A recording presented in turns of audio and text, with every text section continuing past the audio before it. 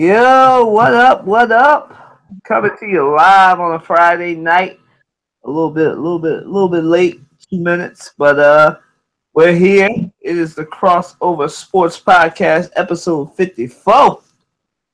Yes, yes, yes. It is. We are going full Philly, episode 54. Yes, yes, yes, yes. So after a busy start to your work week, it is the weekend. Sit back, relax, and listen to the crew discuss some sports topics, sports news, anthem protests. We're gonna just be coming at everything today that's happening. Busy sports. NBA's back. Amina's here. Hopefully Trey and Matt will be in shortly. For you Courtney fans, she will not be here tonight. She is swamped with work. Our future lawyer has a huge caseload going on. Hopefully, she'll be back. But Amina, go ahead and introduce yourself. I think I've talked enough. It's Amina, just me and Kylan so far tonight. It hasn't been too much of a crazy week this week compared to, recent weeks as far as what's going on in the sports world and we got a crazy president, at the White House. But some things have happened, so we're going to be discussing some things tonight, and I hope everyone enjoys their weekend. Yes, yes, yes, yes. All right, y'all. So we got some things to get off our chest. We're gonna start with my alma mater and the Albright update.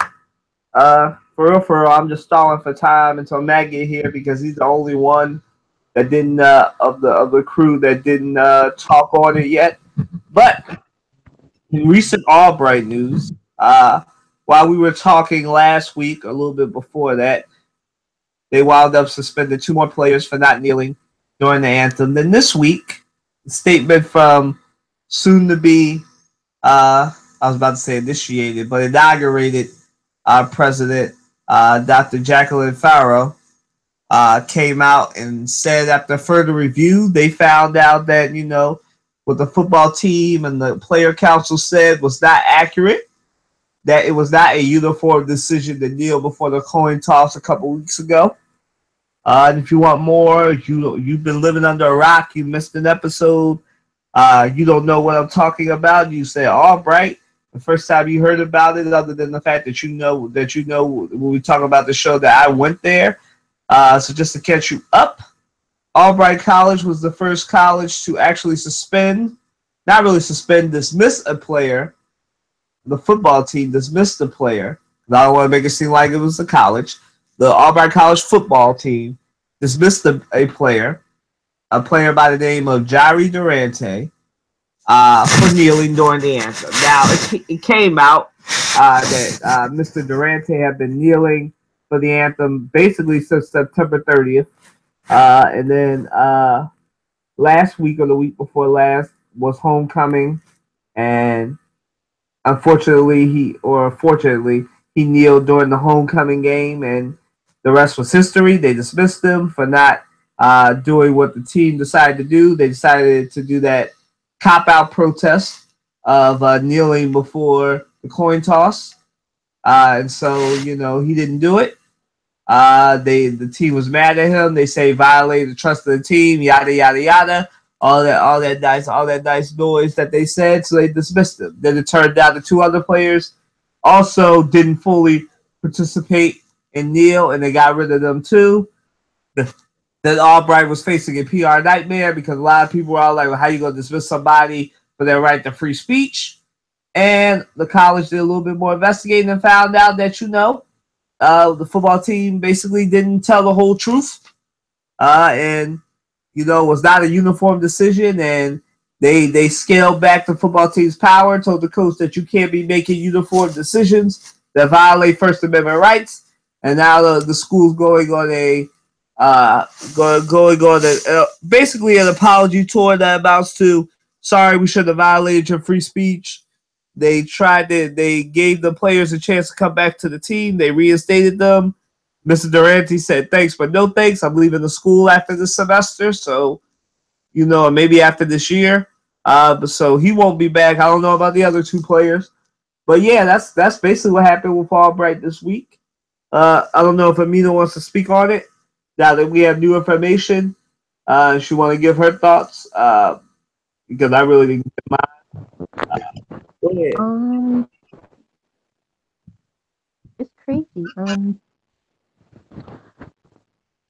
We live in the so-called United States. So when I say the so-called, I literally mean so-called because it's nothing united about the 50 states of DC except landmass.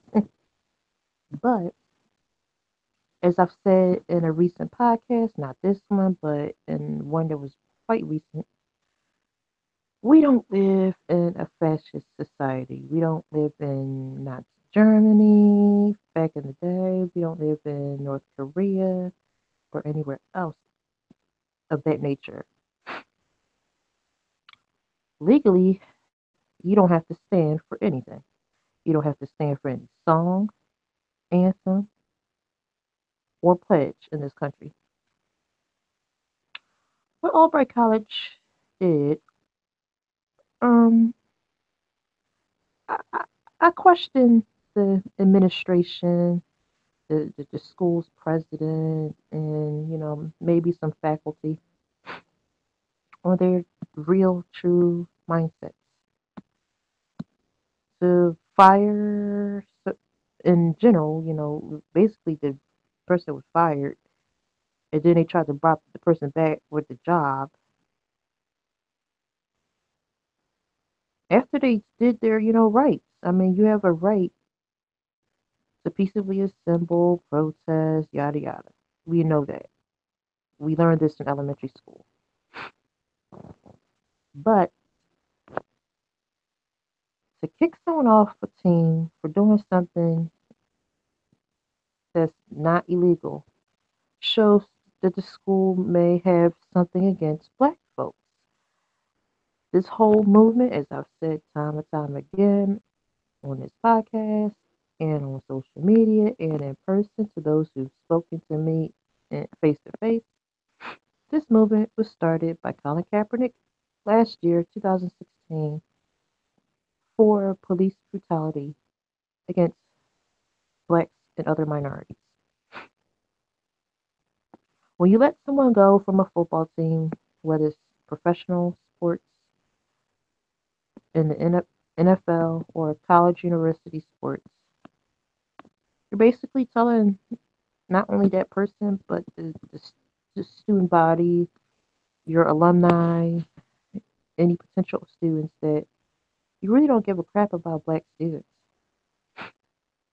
Now, I don't know the racial demographic of Albright as far as black to white, concerning those like the employees and the students, but it seems to me that it's a whole lot of white pride at the school. Not so much walking around with Confederate flags and singing, Klan songs, but they don't seem supportive in the Colin Kaepernick movement, which is what the player did. Took a knee, locked arms, whatever the case may be. You can't let people go from sports teams and not expect for people to share how they feel about it. Now, I said it before in a previous podcast, Albright is not a big name school at all. Other than Kylan, I only know one other person that went there and graduated. I only know two alumni from Albright. And from what the other person I know told me that I know that used to go there, the school is not very liberal. The school is sometimes conservative. They may be trying to hold on to old time values and principles. I commend the player on their football team for rejecting their offer to come back to the team because it's out of dignity, integrity, and self-respect.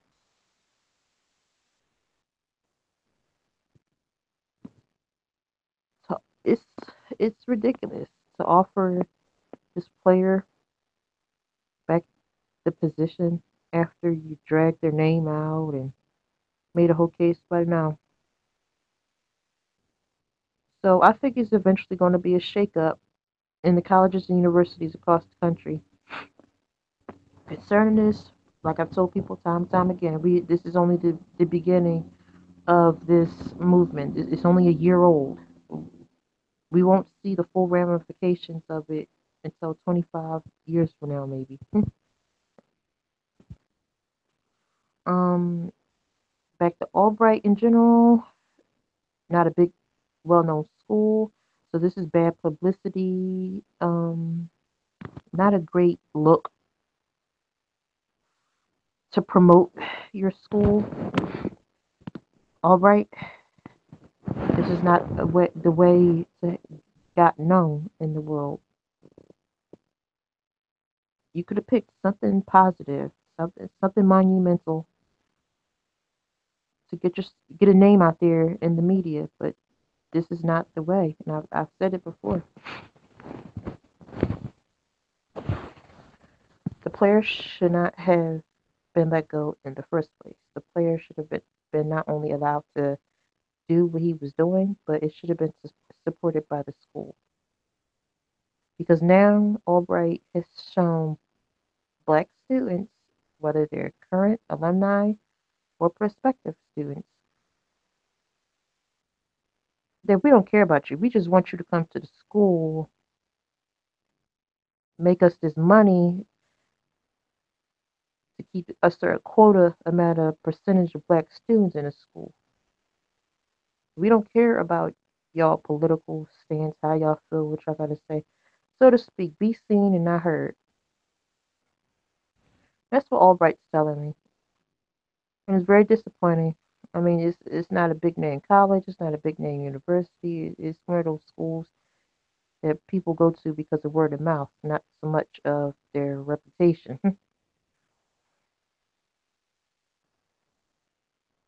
It's just disappointing.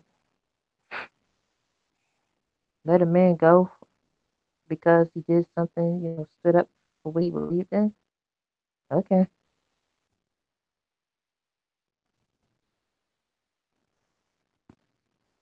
So how do you feel about it?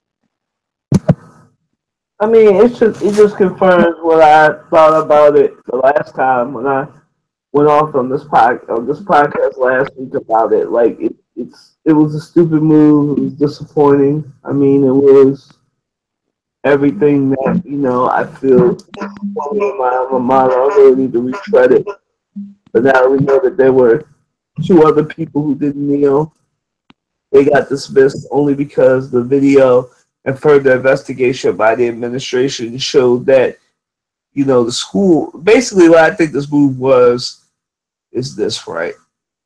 I think that they did all that to make a nice little pretty statement, preempt him from kneeling again, and then when he did kneel, they felt like now they had the reason to get rid of him. And, they got rid of him. They thought it would blow over and that we would forget. But it was watchful alumni, like a friend of mine. Shouts out to Susan Van Weisenflu. She is a friend of mine on Facebook who actually shared it first before I did. And then I shared it via her Facebook page. And that's how this whole thing got started because for real, I didn't go to homecoming. I retreaded the story last week. I ain't gonna retread it this week because it's a new time, new day. No need to retread the old stuff. But I was very disappointed in Albright. Still am disappointed. Glad they finally did the right thing. Told the coach to back off and never do something stupid like this again. That embarrasses the college.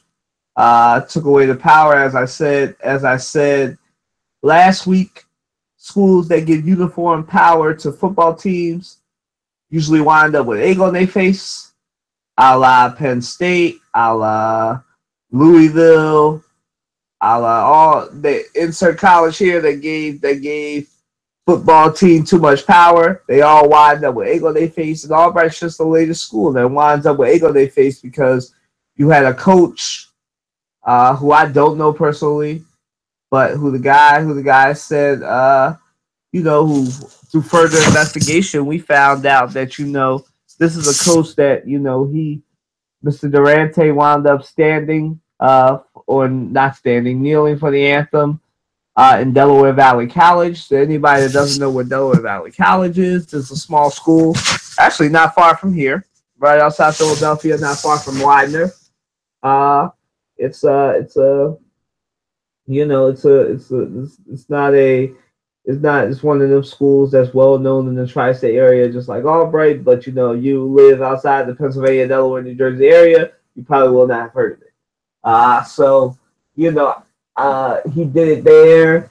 They said the coach yelled at him in the stand, which I assume was Coach Warska, and then he made two players come over and force him to stand. So that right there, Albright should have done more investigation and just gotten rid of the.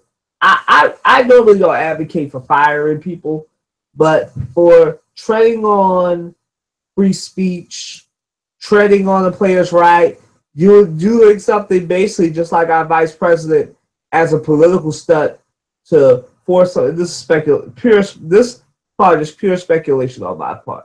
Basically, I feel he and the leadership council, student leadership council, set this man up because they did this nice little stunt where they would kneel before the anthem, basically daring him to protest before, like after they did the uniform team thing, right? And then when he did it, they finally had grounds to get rid of him. They felt, right? And they thought, they could do it, in the shadows, no one would know. But then the mother or the aunt posted on Facebook, watchful, eagle-eyed alumni, like my friend Susan shared it, and had some fellow Black alumni who are mutual friends like myself, who then shared it. People like me who are alumni in high places with a voice, and the audience wrote an article about it. Check it out on WatsonSportsTakes.com. That article gets shared. I share it on my Facebook page. People keep resharing it and everything else. And so then you get a viral story, right? And as I said, I'm not trying to relitigate it. Albright, the football team did what they did. They should have been able to do it. And now Albright is now finally making some common sense things by saying we will no longer allow anybody at our college to tread on free speech anymore. So we're thankful for that. But why I took this for Albright to understand that, maybe we have some policies that will make us look bad is beyond me. But, as I said, Albright had the blackface incident now. It's the kneeling incident this October, and next October there'll probably be something else that'll put them in the news in a negative light. But it's just Albright gotta figure it out, man. They can't continue to be a local and national embarrassment all the time, man. It seems like in Pennsylvania we're having problems with this. Like we had local high school students get yelled at by middle schoolers, being called the N-word and all this other stuff. We're living in very racially tenuous times, and people need to understand that some things just don't need to light the fuse. It doesn't take much to light the fuse in this country now on the racial tension line, and we need to be doing things to diffuse it. And Albright had a chance to be a leader, and they didn't do it. And now they have a chance to lead by example. They have another, oftentimes they have another opportunity now, and this opportunity can't be squandered. This is Albright's third chance to get this right. Third time's the charm, right? So, hopefully there won't be any incidents next year. But Albright's back in the national spotlight once again for stupidity on the part of somebody, a member of the Albright community, not necessarily affiliated with the college, who puts the school in a negative light. And other colleges need to follow the example. You need to definitely handle this right. Like, if you don't handle this right, it can wind up making your school look bad, like Albright does, and having your Black alumni, Black current students look at you like, well, what are you doing? And it's just ridiculous. That's really all I got to say about it. I hope Matt come up in here, but we're gonna move on. Speaking of the anthem protests, a crossover. Second question on a crossover hot take. The black hockey player, his name was I thought his name was hard to pronounce, but it actually turned out to be after doing more research. JT Paul, that's his name. He plays for the Tampa Bay Lightning. He was the one who was the first black hockey player to protest, and he did the Black Power fist during the national anthem. Well, he said he's no longer doing it due to death threats he's received on Twitter.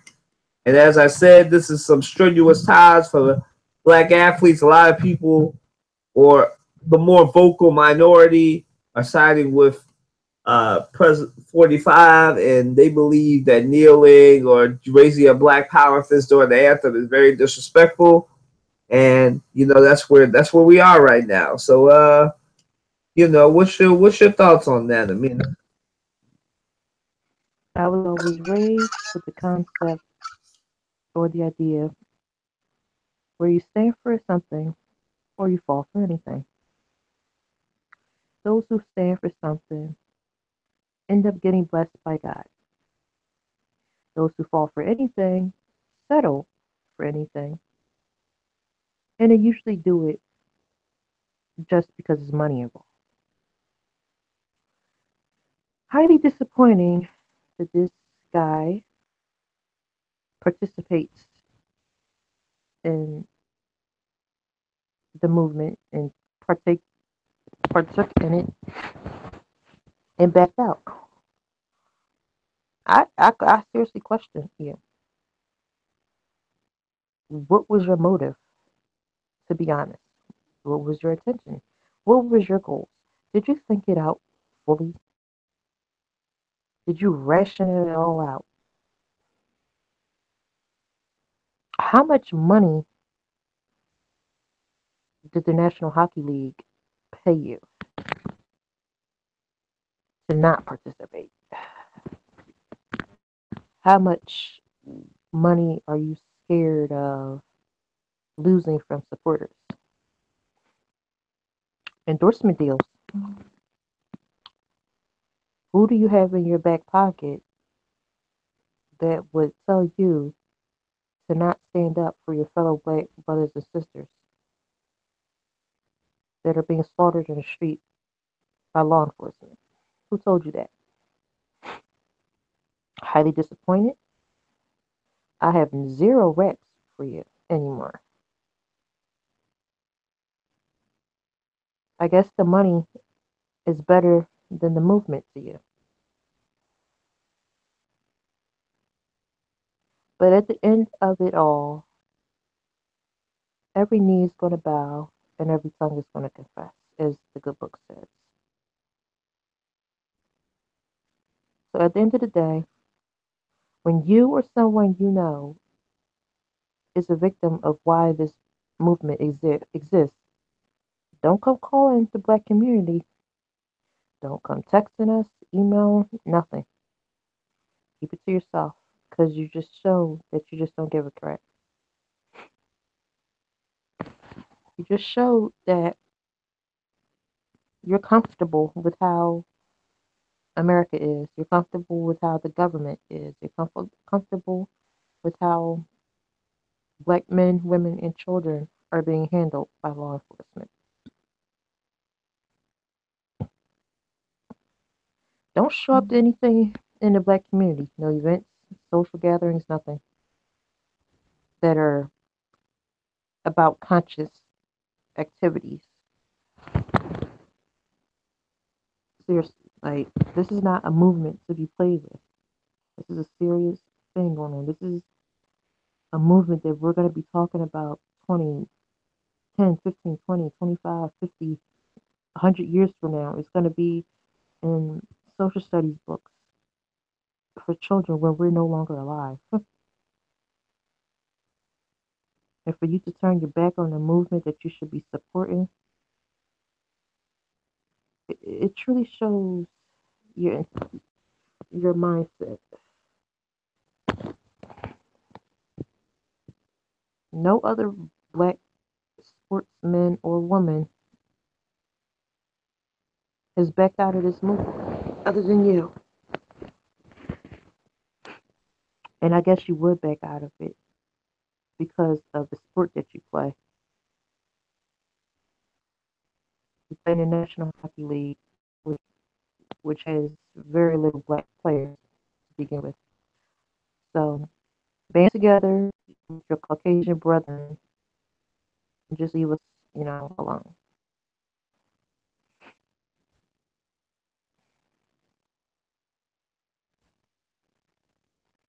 As I said in the beginning of this question, script response: stand for something or fall for nothing. And that's what I gotta say.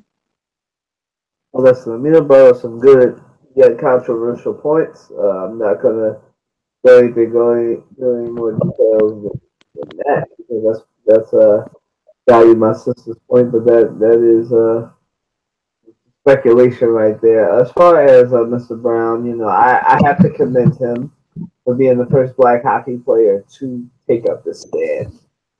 And as she said, sometimes protesting ain't for everybody, and for this man, uh, it's not. He did his piece, and it's now it's not for him because he, received some threats, some death threats, and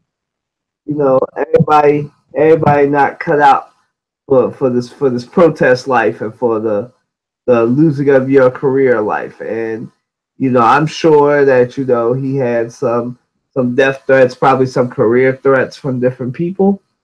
And I'm not gonna lie.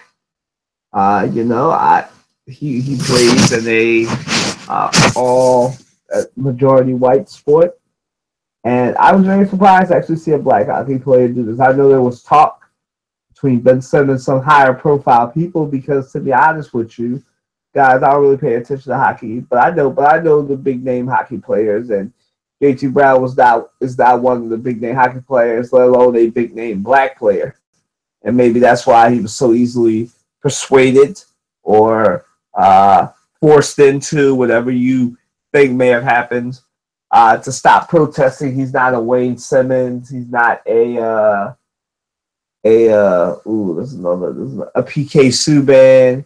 He's not an Iginla. He's not a lot of the higher profile black players. And so maybe it was easier. Maybe it was easier to convince him to no longer stay. But I'm gonna take him at his word. As he said on Twitter, he said that he's stopping protests due to death threats against him and his family. And if you got a family to look out for and a family to protect, and that's the duty of all men to be a provider, I'm going to take him at his word.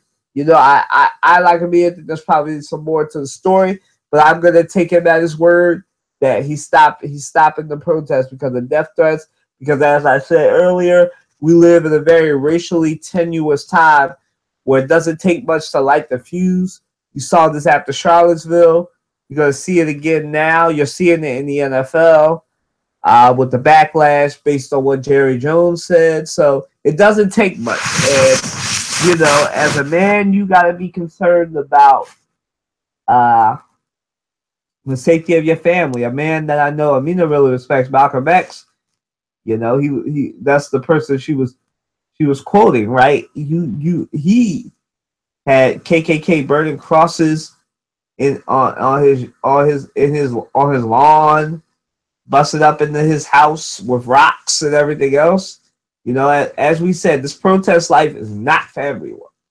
And, some people's family will be put on the line because, as we all know, a lot of people get, excuse my French, a lot of people's balls grow when they're behind a keyboard and they can say what they want to say anonymously, And, maybe he was convinced, maybe he was paid. I don't know, but I tend to want to take the man at his word because I don't know the man and I don't want to put dirt on characteristics like that. So I feel like it takes a lot to be the first hockey player to do something. And as Amina said on this podcast before, maybe if he had a more united, more higher profile black front around him, maybe that would have helped. But for him, he's the first. They'll never be able to take the fact that he was the first black hockey player to join in on the anthem protest. much, and hopefully more join in. Hopefully people like Wayne Simmons and PK Subban, they do something. See what happened here. They do something as well. But you never know. Like I said, I'm not gonna try to throw dirt on the man's character. But as Amina said, man, you gotta stand for something or fall for everything. And I feel like he stood up, but when the heat got turned on, he wasn't a Colin Kaepernick. When the heat got turned on, he decided to fold. And he's not like any of these other. He's not like any of these other football players who weren't doing much when Colin was protesting, but decided to start kneeling after the league blackballed him or whatever. We'll get to this later. What JT Brown is no different than them who got on the wave after the fact and was not on the wave when it was actually going down last year. So it's like anybody else. Everybody wants to jock on to the cool new thing, and so the cool new thing is just. I'm not saying it's a trend, but yeah, as being said, this is significant. This is a protest that's very much significant.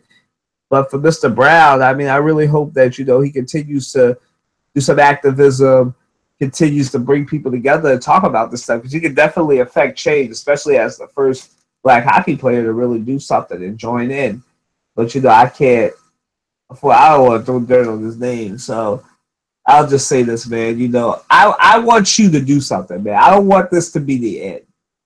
I'm gonna nice up what Amina said. Because she's taking up the mat. She's in the mat lane. She's pure. She's being on pure controversy. But I fully agree with her assessment. I just don't agree with the whole going through a character. The character throwing judgments on the character. But I just hope that he does something. He continues to meet with police, have town halls, continues to affect change in the Nashville and the Tampa Bay community. Because he's in Florida, and Florida's crazy. So who knows what he was threatened with, and you have to take it seriously because as we've seen, you can do it. They can lie and say you tried to attack them and people will believe them, and there's that stupid stand your ground law, which is still law in Florida. So I don't blame the man for fearing for his safety.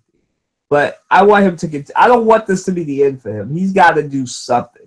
He's got to do more now. He's got that responsibility to do more and to change the Tampa Bay community. I mean, I don't know if you want to respond or you want to do anything else before you move on, but you can.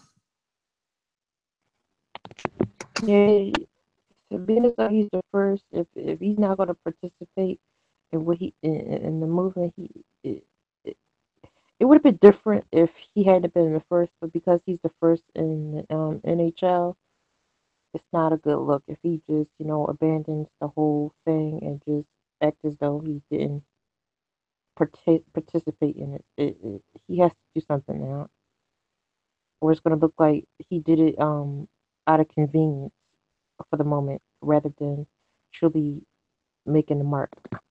So he has to do something, or it's not going to look good. But that's what I got to say about that. But we can move on if you got nothing else to say.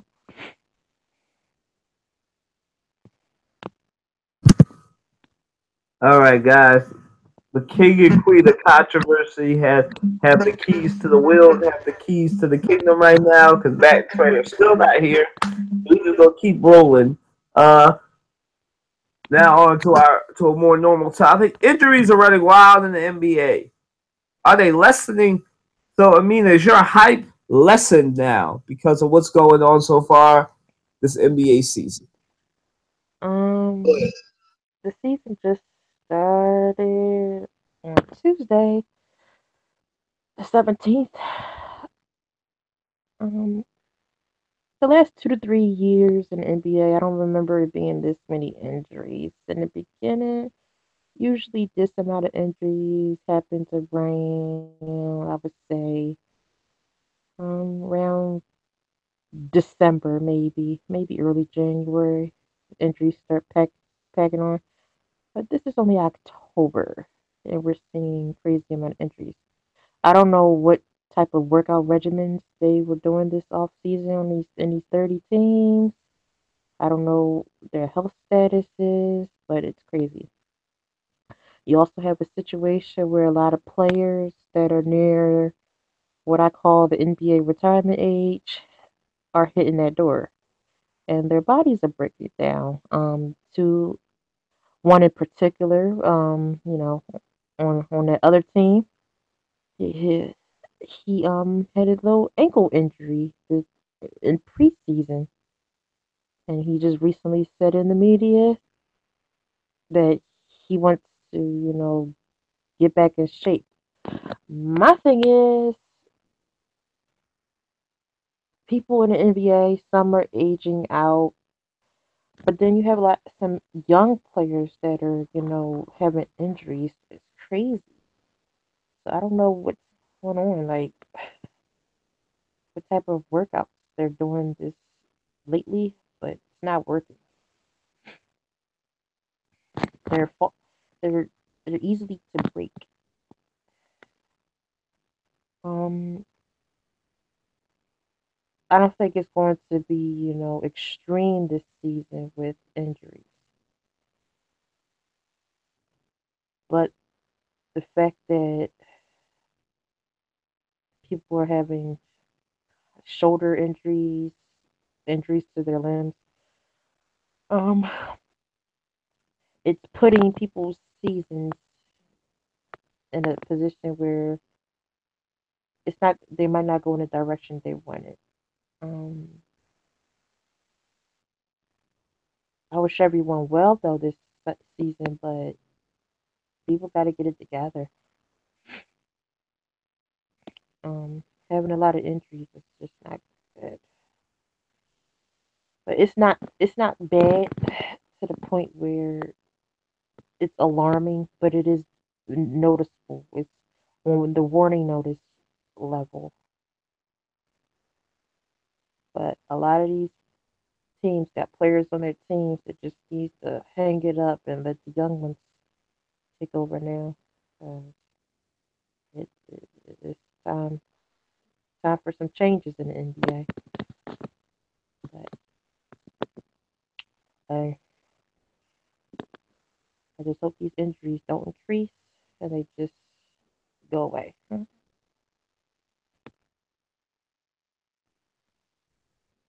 So what do you have to say about the injuries?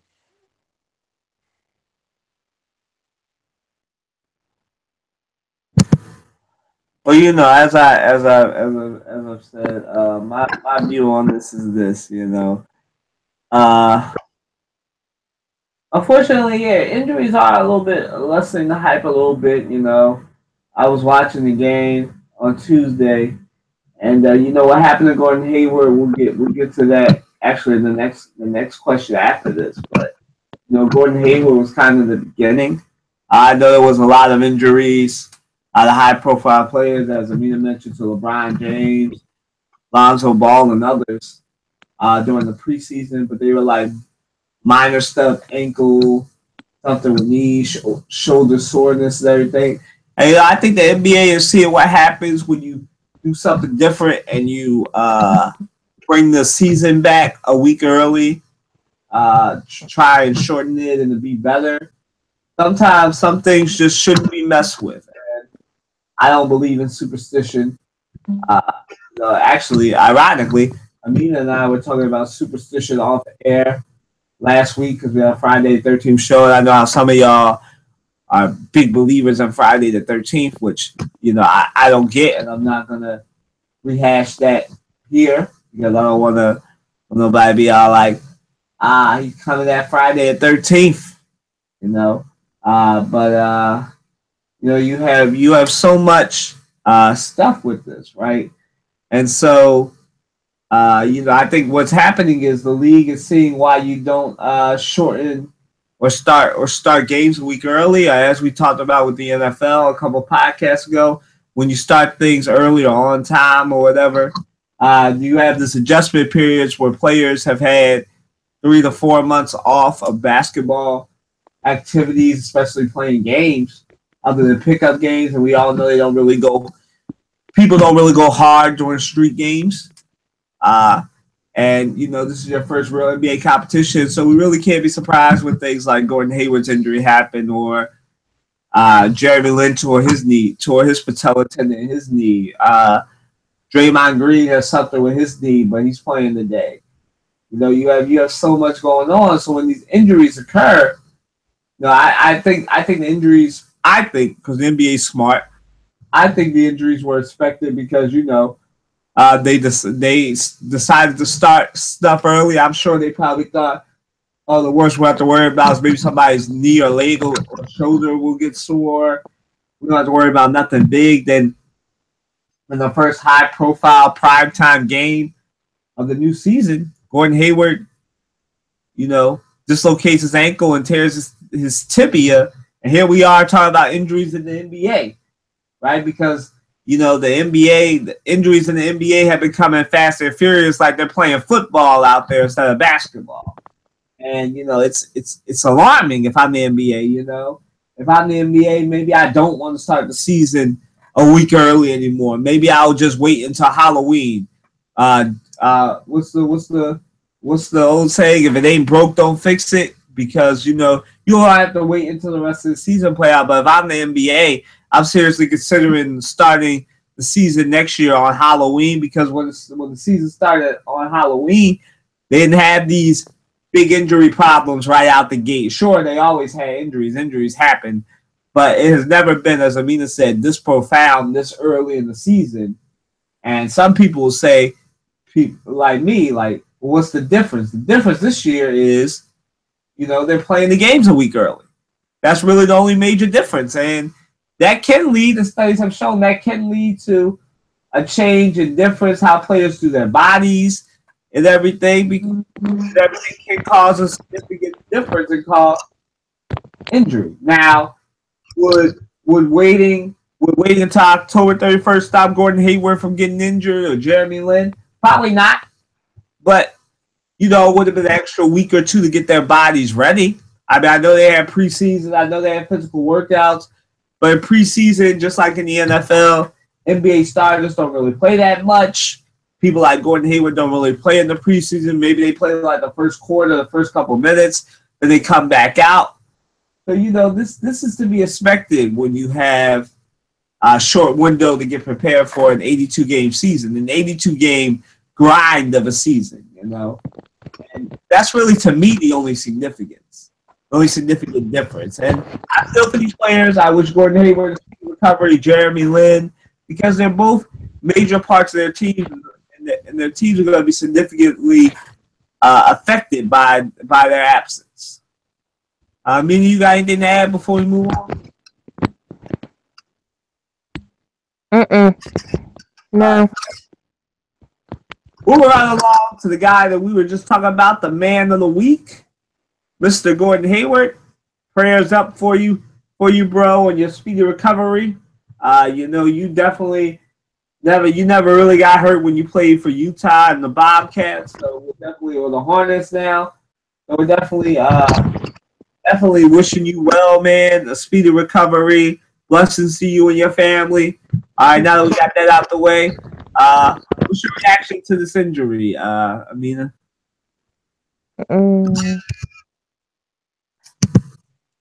I saw bits pieces of the game because I was doing other things when the game was on. But I actually saw the video of when he went down on the court, and it did not look great. His injury is so profound to people that they've made memes out of it on social media, and I was like, wow. I even saw one of Gordon Hayward on a Twister mat. The game, it was like, really?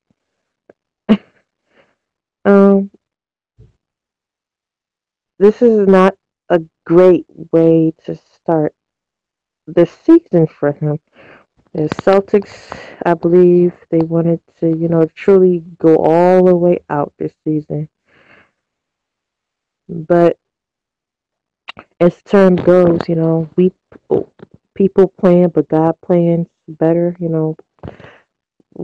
people can plan all they want, but God has the final say.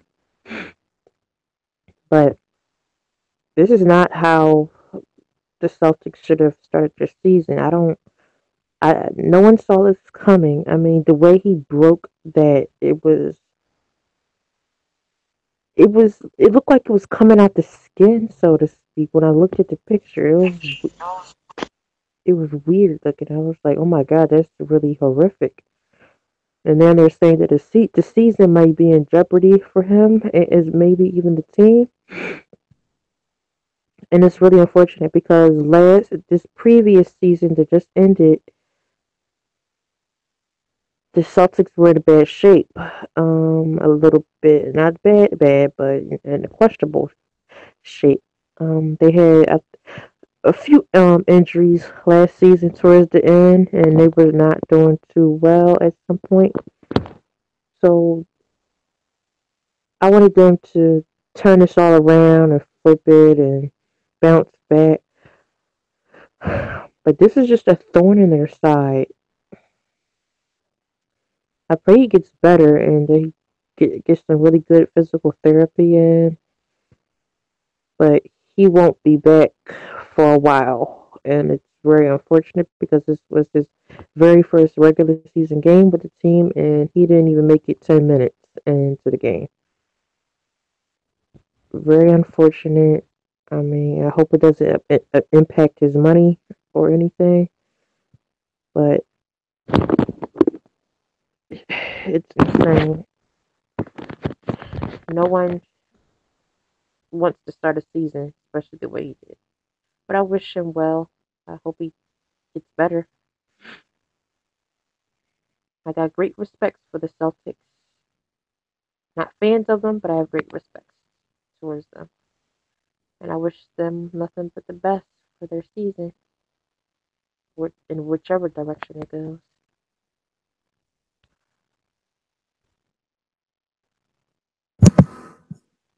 All right, Matt. Welcome back. Welcome back. Well, Gordon Hayward. But before you go, let me get my thoughts off it, and you can go in on Matt, Matt. Gordon Hayward. Hello. Hi. Let me go on my thoughts on Gordon Hayward, and then you can tackle his injury. All right. His injury, Albright, and his injury, Albright, and then anything else. Then I guess the black hockey player as well, because you didn't talk about JT Paul's protest because you wasn't here. He wasn't in the state last week, so I'm gonna give you a chance to cover all that. But my thoughts on Gordon Hayward's injury. It was probably the most gruesome injury outside of the Kevin Ware injury, when he injured himself in Louisville. It was probably the most gruesome injury I have ever seen a basketball player go through. Now, little details. I know everybody on this podcast knows this. I broke my femur. After doing something athletic as well, running. Doing something stupid but athletic as well. And so I have a little bit that I never tore my ankle like Gordon Hayward has, but I have a little bit of experience when it comes to the leg area, the lower part of your body, and the recovery of it as somebody who ran track, played ball, all that stuff. So as somebody who's very used to using the leg for the sport and for anything else, yes, it's very tough. It's a very tough process too. It's a lot of physical therapy to recover. It usually takes about 6 to 12 months. Basically 6 months to a year to really recover. So you're gonna be spending a lot of time, Mr. Hayward, recovering. Recovery is very much based on body, and you're young, so it shouldn't really take your body part that long to heal. But what really gets you is the mental, because you gotta trust that ligament, that ankle, that leg, that ankle and that knee will never fail you again. And as somebody who's fully back, it took me a while to really come back mentally, to be able to say like, okay, I can play on this, run on this, bike on this, work out on this leg, and not have the fear that it'll give out on me. But it took me, it took me 6 months to recover, and then probably about another year to fully get confident, to fully be confident that my body wouldn't give out, and I'd have to go through the whole process again, right? And that was just a femur. You got 2 bones. You got an ankle and the tibia of the heel. So, I just want to share with you. I know you probably don't listen to a small podcast like this, but from somebody who's injured that part of the body to another, man, I really do wish you luck. I feel your pain, even though I broke a different bone than you did. I feel your pain, man. But yeah, that was the most gruesome injury ever. And for somebody like Gordon Hayward, who wasn't really injured that much in his career, to just be injured when he's playing for like his most high-profile team, because he played for the Jazz and the Hornets, formerly the Charlotte Bobcats, and just to see him, and you can see the pain and just the air it took out of that stadium and what happened. To be honest with you, I had the channel turn, and then I came back and I was watching something else, and when I saw everybody's faces, I really thought a bomb or something went off in the arena with the way everybody was looking, because I was all like, yo, what happened? And then I saw him on the ground and everything, and it was just awful to see, man. And as I said, to me, it's the worst injury I've seen since the Kevin Ware injury. As Amina said, it looked like a bone was coming out. It looked like you could see like his skin and everything, and just the way he was moving and the way he was doing everything, man. I really do hope, man. I really do hope you come back stronger than ever. I look forward to seeing you next year, man, because it's all love here, man. Nobody. We may have regional things, Philly and Boston, but we know at the end of the day, you're just a man who's extraordinarily talented, and that God blessed to be able to put a ball through a hoop and make a lot of money, man. And for that, it's all love, man. No matter who you play for. I would never wish that injury or the injury that I suffered on anybody, because it takes you a while, athlete or not, to fully recover from that, and you'll never be able to fully gain your confidence back. But man, I wish you a speedy recovery. I know this podcast wishes you a speedy recovery. Go ahead, Matt. Let me tell you something. The most gruesome injury I've ever seen is the Joe Theismann. It's the Joe Theismann injury where Lawrence Taylor tackled him, and Lawrence Taylor heard a pop or a crack. Soon as you heard, now mind you, Lawrence Taylor's a big man. He's very ferocious for a linebacker. But when he heard and saw it, he was like, "Oh my God! Do you have to come on, get over here!" And you saw, and it's on YouTube. Literally, Joe Theismann's leg snapped in two, ending his career, and that was in a Monday night game. I'm coming home from a baseball game, and I see this injury popping up on Twitter at Small Red Horn, and the first it is like I saw it. It's like ooh, he's done. He's done for the year. I share my same feelings and thoughts, and as far as speedy recovery and everything else. But that, woo, that's pretty bad. I can tell you, it's pretty bad. So, all I can say on this end, take your time on the rehab.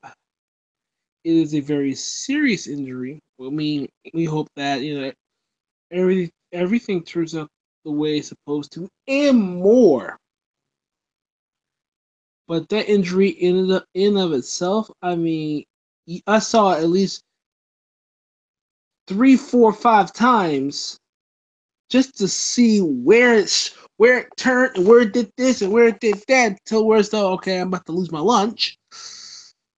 So that injury in and of itself, I mean, along with the Louisville injury, that is number 2 on my list as far as most gruesome injuries because I know I endured, of course, a dislocated toe and a finger. What my what's that kid? My middle finger. Yeah, my middle finger. To where as though it went when you bend it. Normally, it got caught in a cleat and it went the other way. So that hurt. And the best part was that didn't hurt. Thank God for adrenaline. However, but any injury is gruesome, like of that nature. So I wish him the best, and I hope that he does come back. You know, but I don't see this being a career-threatening injury.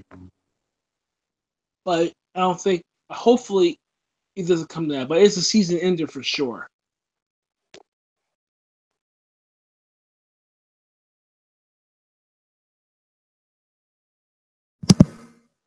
Matt, you can talk about Albright because you wasn't here. And Speaking of that, let me tell you something about. Let me tell you something. Let's talk about this anthem protest that's been crossing sport lines and high school lines and college lines. And first things first, this is I talked about this on 2 weeks ago about the First Amendment. You're gonna tell. Now, first of all, let me go on this platform and let me get on this little soapbox here.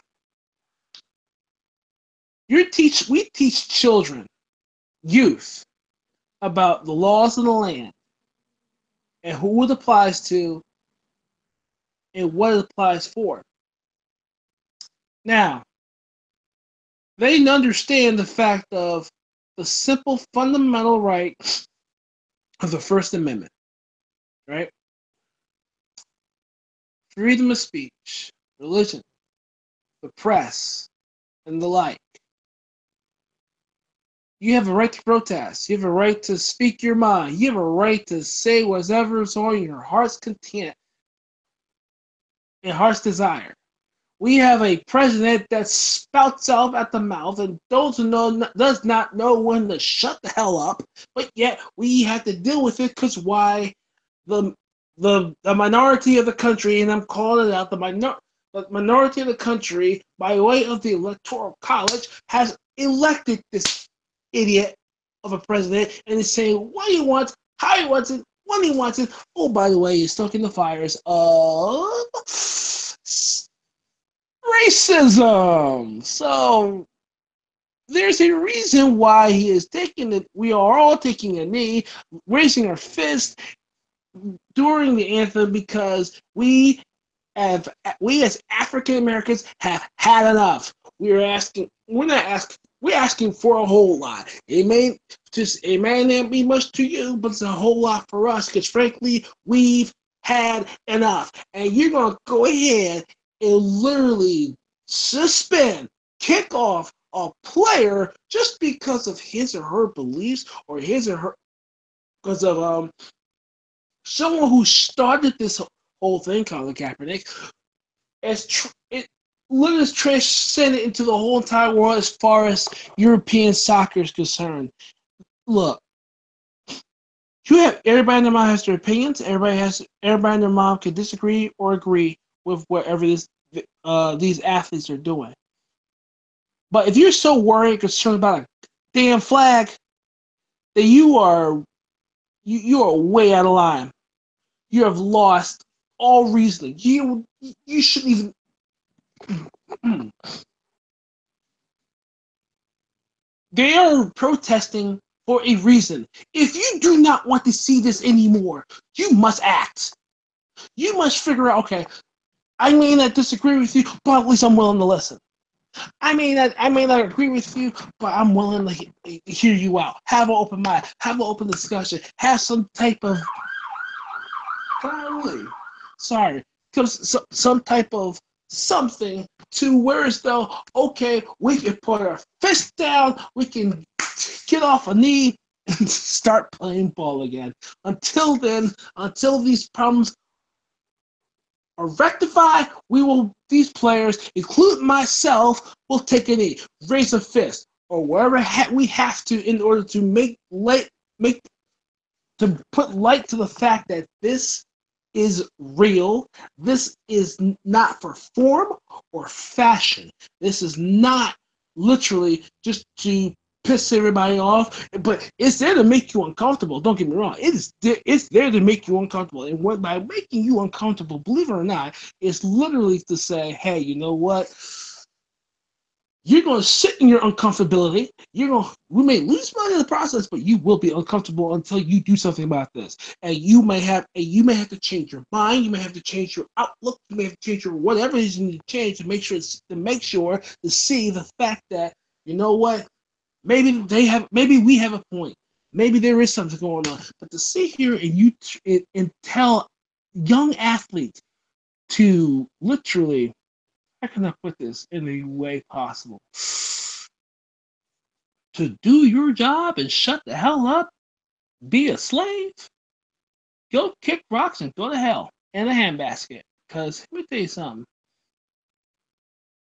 Yeah, they may be student athletes. They may be part of your university, but you have to remember this.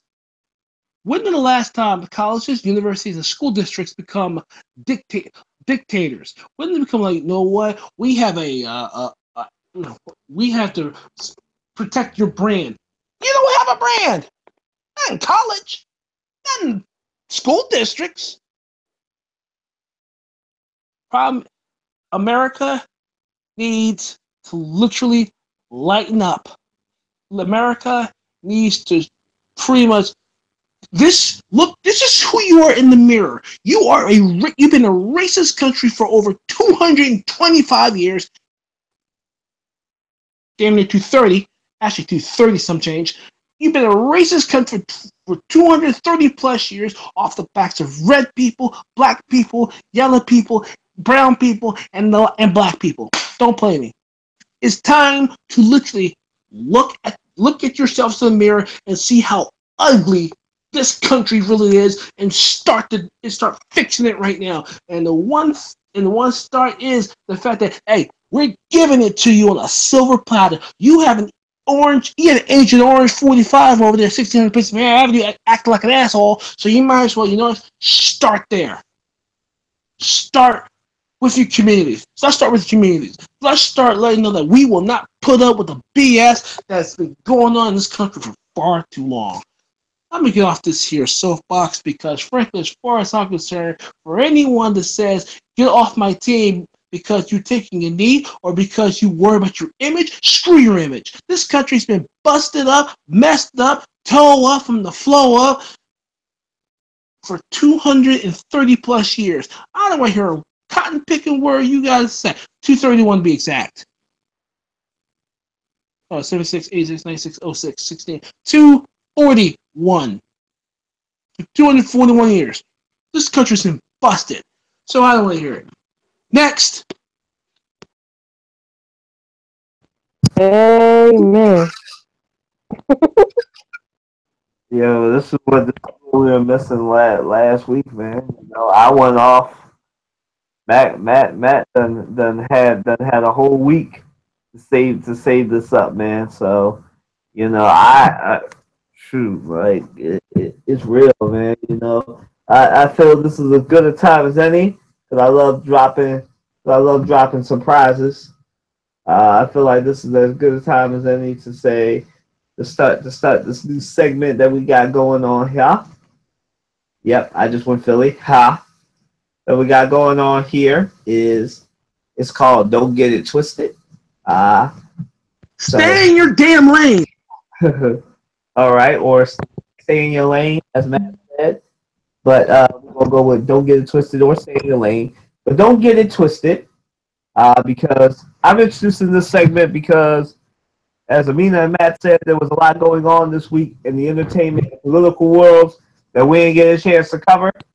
So, to avoid all that, we're going to introduce this segment saying don't get it twisted or stay in your lane, depending on what the panel wants to cover. But I'm going to start, and then, we'll rotate starting next week.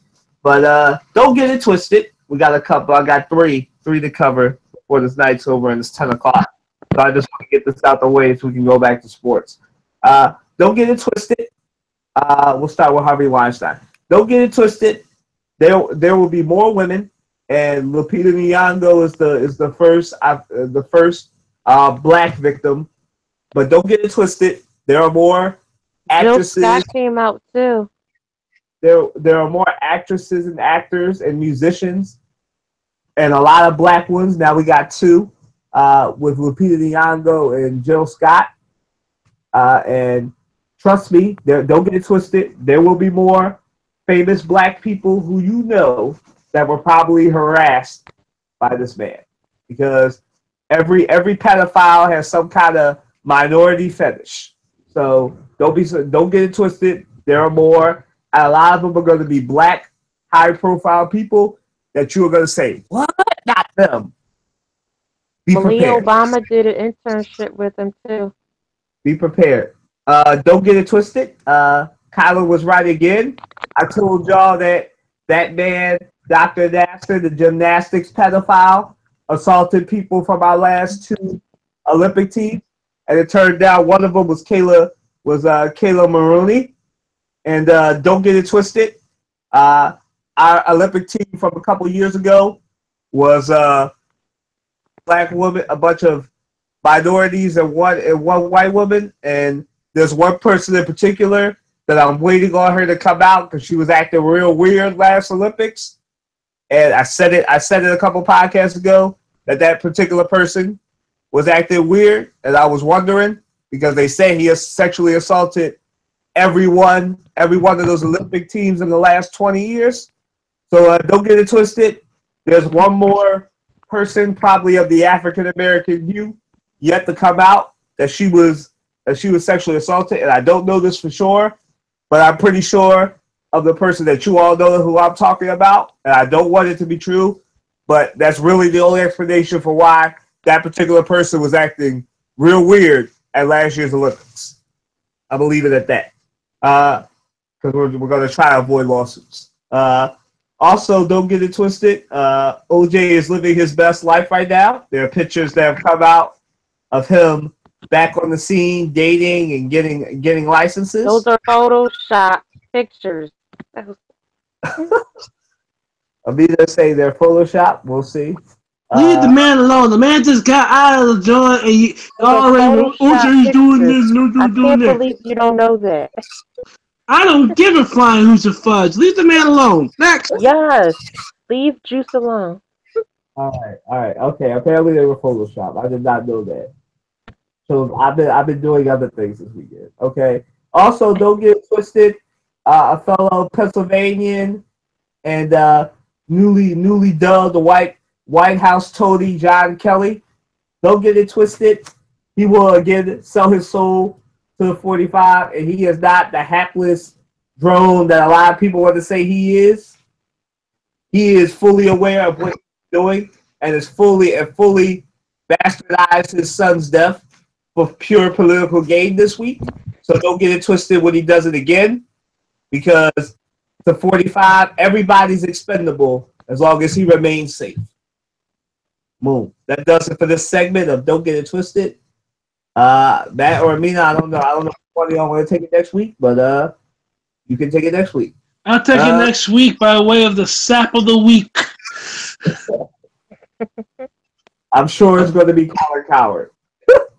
But moving right along, back to Gordon Hayward. So this Hayward's injury, I know this is a stupid but obvious question, but we got to ask it.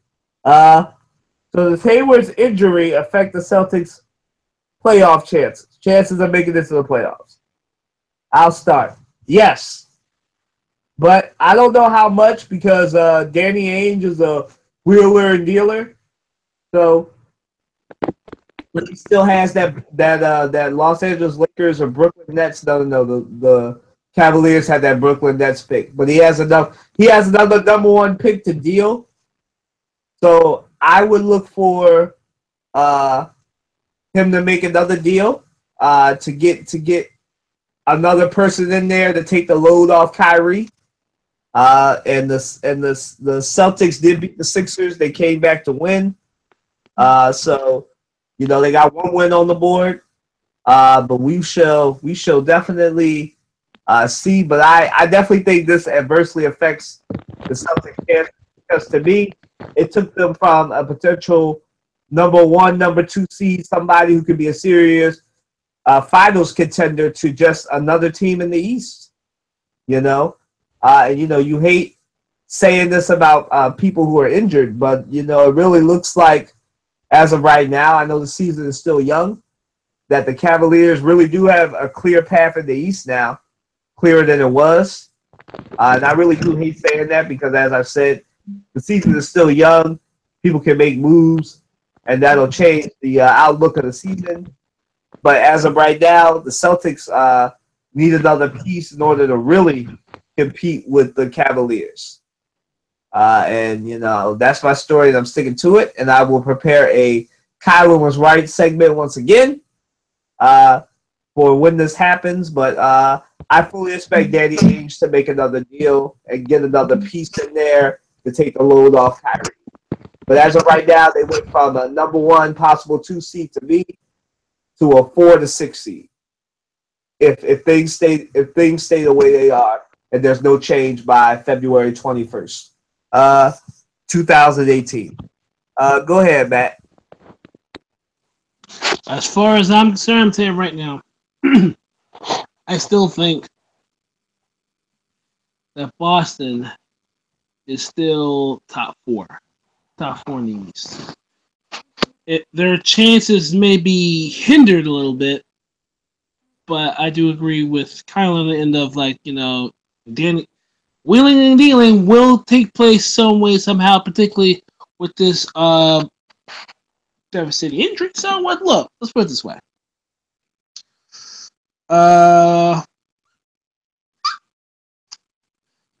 To be fair,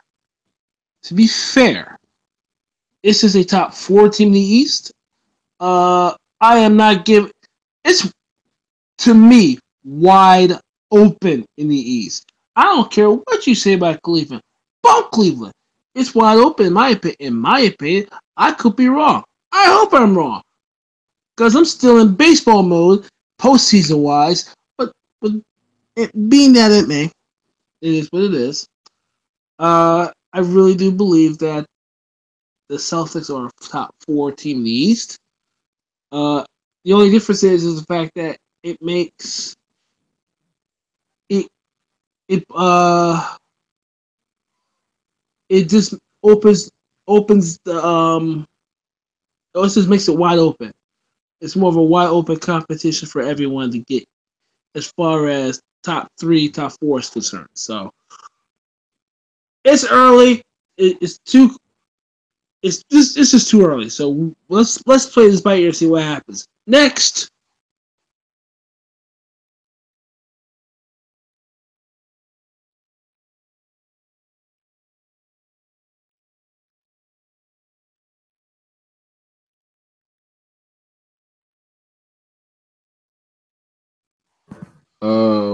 Ladies. Go ahead, Amina.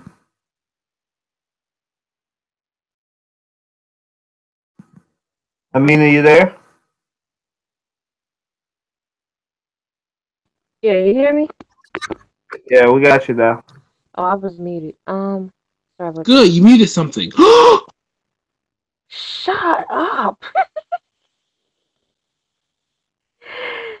I'm gonna me you gonna fight. But anyway, Ding ding, round 1. I didn't get him. But anyway, Round 1, fight. but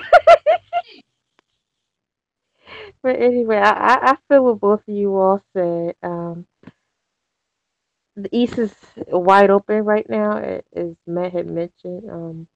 Before Gordon Hayward's injury, they were a definite poss- 2 seed, possibly one. But this injury puts them in number 4, 6, maybe a 3 if they can really get it together. It's still early in the season, as you all mentioned. Way too early to tell. Playoff talks is just way too dang early. The season just started. Maybe by March we can start talking about play that type of Yeah. stuff.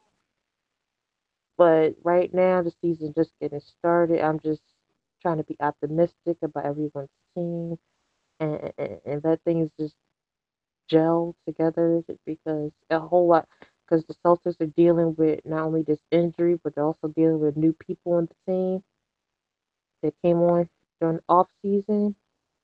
So they have a lot of changes with the team compared to where they were last year and last season. But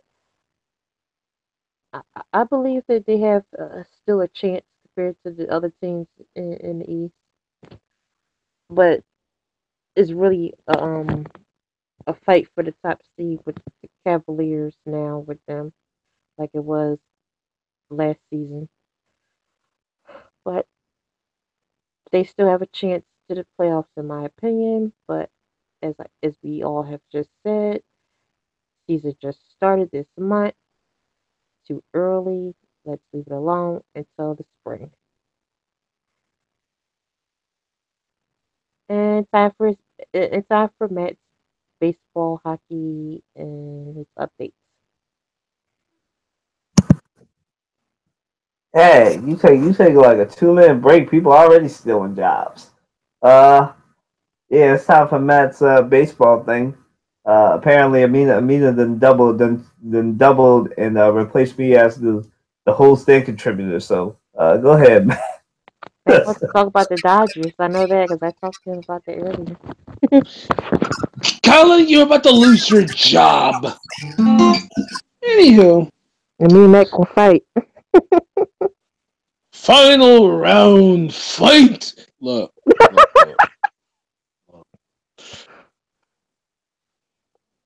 Now, speaking of the postseason, the I did talk to Mina about the fact that the Dodgers are in the World Series for the first time since 1988. Last time they were in the World Series, they did face Oakland, and you heard some of you that aren't privy about this. Kirk Gibson with 2 bad knees comes in the pinch hit for the Dodgers in the ninth inning, goes up to face one of the best closers in the game, Dennis Eckersley, and poof, ball gone. They win game one. Now, mind you, it's the best of 7. You have the New York Yankees. I'll be honest with you. I did not. I expected the Astros to take care of business. I expected the Astros to do what they need to do to put away the New York Yankees. Even though I hate the New York Yankees, I can't stand the New York Yankees. They're a fun team to watch. And that's hard for me. That's a hard pill for me to swallow. Aaron Judge is the man, and that man is huge. This team is fun to watch. And also, but to have them come back from a 2 games to 0 deficit to be where they are right now, I think it's 2-2 or 3-2. I can't think. I think it's tied at 2. I think I gotta check. But if you're not watching this series, you should be watching the series. And I hate saying this. It looks like it's going to be a classic for all you baseball purists. Yankee Dodger World Series. And we haven't seen a Yankee Dodger World Series in, I think, about 60 years. Think about that. Yankee Dodger. You're stoking the flames of one of the best World Series of all time. 1956 Don Larson's perfect game. The 54 World Series. You can go in that era between the 1940s to the 1956. That Yankee Dodger rivalry is steep in tradition, but also it's serious. But that being aside, I think that the Yankees are playing with house money. That's really what boils down to at the end of the day. They are playing with house stinking money. So, with that being said, let's see how this series goes. And yeah, I see you do finish him. So Colin, I'll shoot this in your directions. Between the Houston Astros and the New York Yankees, do you see the Yankees taking this series? Yes or no?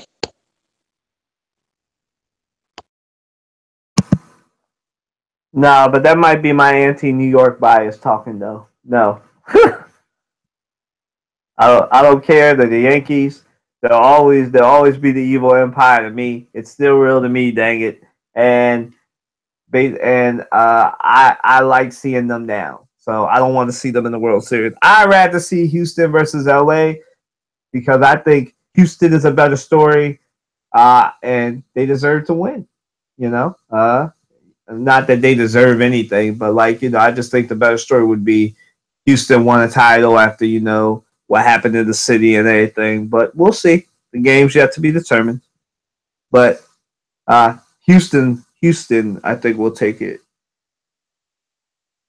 Just to let you know, Houston been in the league since 1962 and have yet to win a World Series.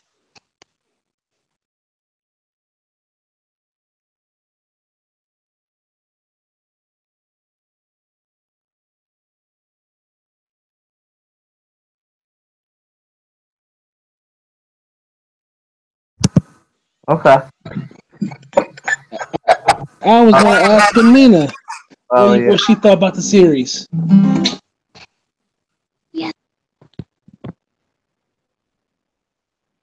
Yeah, it's going to be a good World Series, one that a whole lot of people looking forward to. I mean, I caught it on the news, CNN today at my client's house with the Dodgers team and some fans when it was announced that they're going to the World Series. They reacted as though they actually won the World Series. So if they win this, it's going to be definitely a party in Los Angeles if they win. So we'll see who they play against. It hasn't been determined yet, who they're going up against. But it's going to be a great World Series, I can tell. We didn't get to the LCS yet. We didn't even finish with it yet.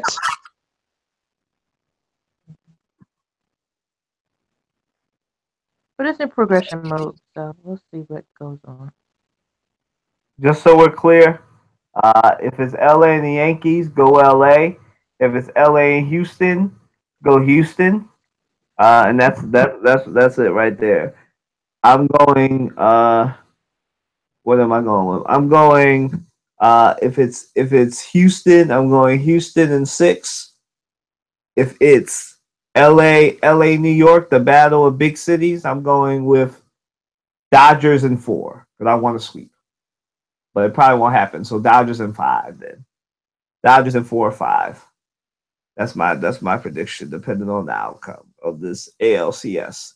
Because the NLCS is over. So yeah, Matt got us to talk about baseball. But he did not talk about hockey though. But that's okay. We'll move right along to Michael Bennett. Michael Bennett says meetings with owners should not continue until I forgot to tell you. Actually, I didn't touch the Lightning's JT. I forgot his last name, but it had a lot to do with the anthem. I'll get to it later.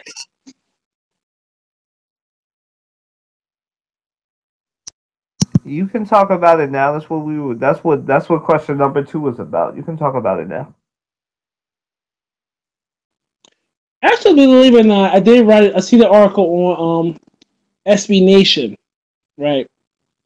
When he did, where he did talk about the him doing the protest during the on the ice. Here in baseball, football, basketball, I can see you do that. But in hockey, that's a push because that's not a brother sport. However, what he has done, he's brought the awareness and the attention to the NHL and its fan base. Now, believe it or not, what he's doing is even though he stopped, his protests on the ice, he's doing the community work, the same thing that Colin Kaepernick did when he was in San Francisco talking with San Francisco police, talking with other community groups that in the area. So he's doing the same thing, and he's doing the same thing in Tampa. So for anyone that says, well, he sold out, or he should keep doing the protest. The message is already set. It's already said. But don't forget, there's more of them and less of us. So I think it was a smart move, a very smart move. Not a very smart move to, not so much discontinue it, but move it to another platform. And say, hey, look, this is what we're doing, and we gotta do more than just raise our fist or take a knee, albeit on an ice. It's more of, hey, let's take this conversation and put it to practice, and put it to use, and let people know in the Tampa area that this is going on, and changes and whatever has to be made and the like. Bottom line, I'm all for it. Now, there was a more conservative article that said otherwise, which basically was a falsehood. I have to use a fact checking on that one too, and for Sports Illustrated and the like. So, oh no, he's fine. He just took the platform and moved it somewhere else to where he brought it to attention to the community at large in the Tampa area. That's all. Carry on.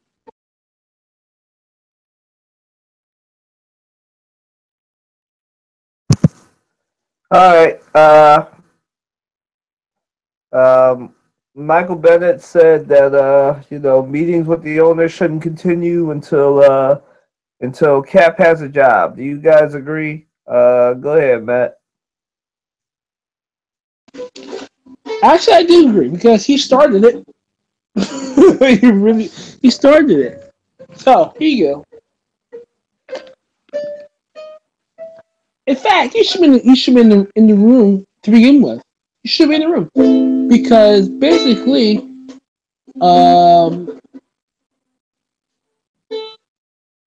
he has more of a better, deeper reason why he did what he did in the first place. In fact, Marshawn Lynch don't do it in the first place. Well, that's neither here nor there. But we'll talk about him later. He should be in the room. He should be among the players because he helped spearhead this whole operation to begin with. And to not have him in the room, I think, is missing a very key element in making this whole thing possible. So, albeit he should be playing right now in Green Bay, but other than that, I think he should be in the room in the conversation. It's because he spearheaded this and should let the owners and the like understand. Like, look, I'm not doing this, for form or fashion. I'm doing this because this is what I feel. This is what I feel, and this is the reason I did what I did. And I'm not here to do X, Y, Z. So, again, It opens the dialogue, opens the conversation to owners and the people that puts the money in the pockets. So you should be. Before you go any further, you should be in the conversation. In fact, he should have been in the conversation to begin with. And he should be playing in Baltimore. Baltimore! But you know what? Some people just can't seem to shut their mouths for whatever reason. So, here we are. Next.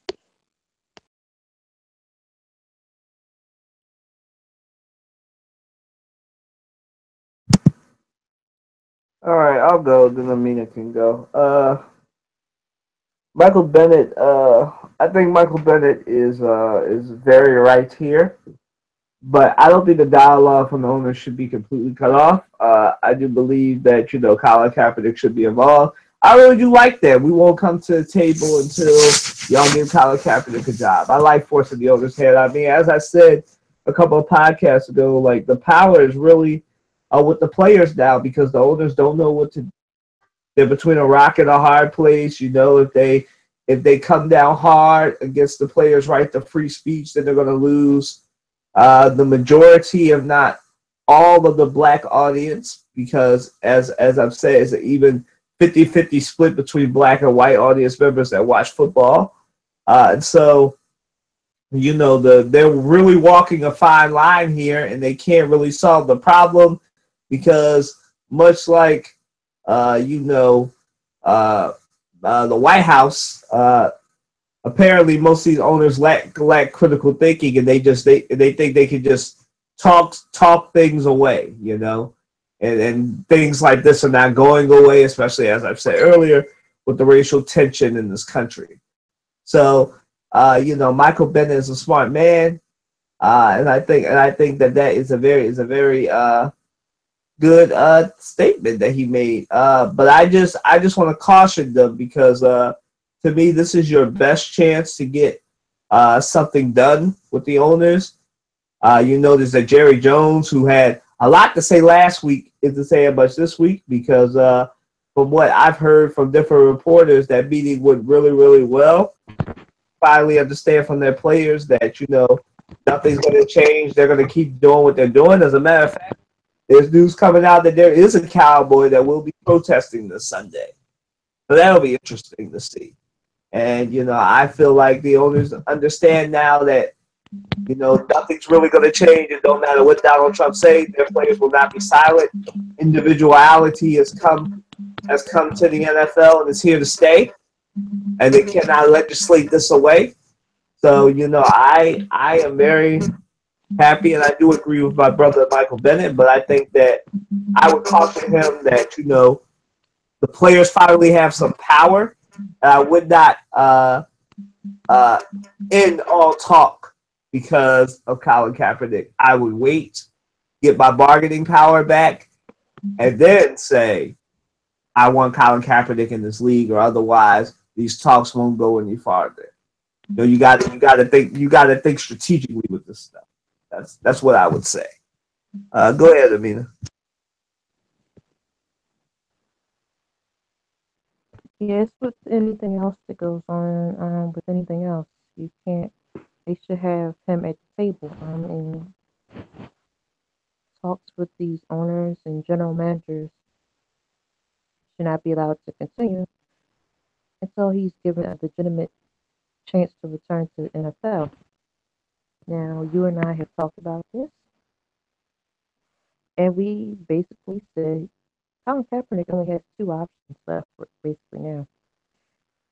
If they're not going to sign him to any team, he's gonna have to retire because you can't, be a free agent forever.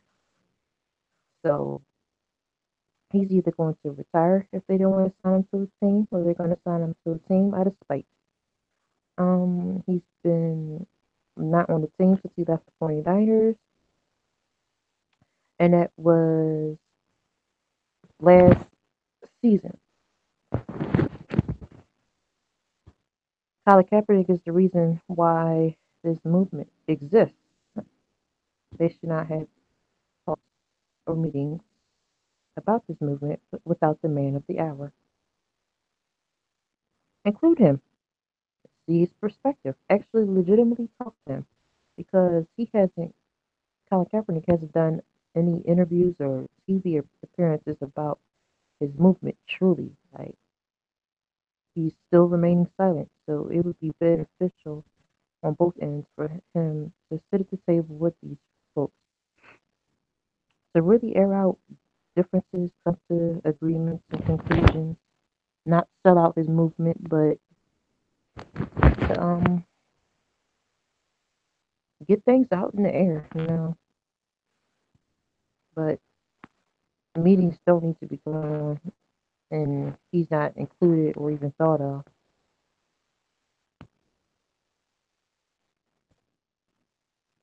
But like I said, between now and the end of this, between now and the end of this coming off season, if he's not signed to a team, he needs to seriously think about where he stands with the NFL and make his move. Checkmate.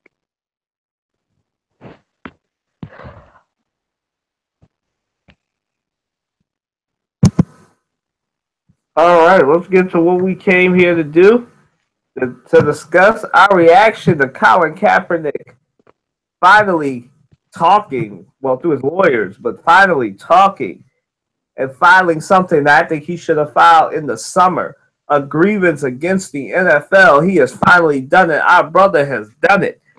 Let me start. Here, this is for you, Colin.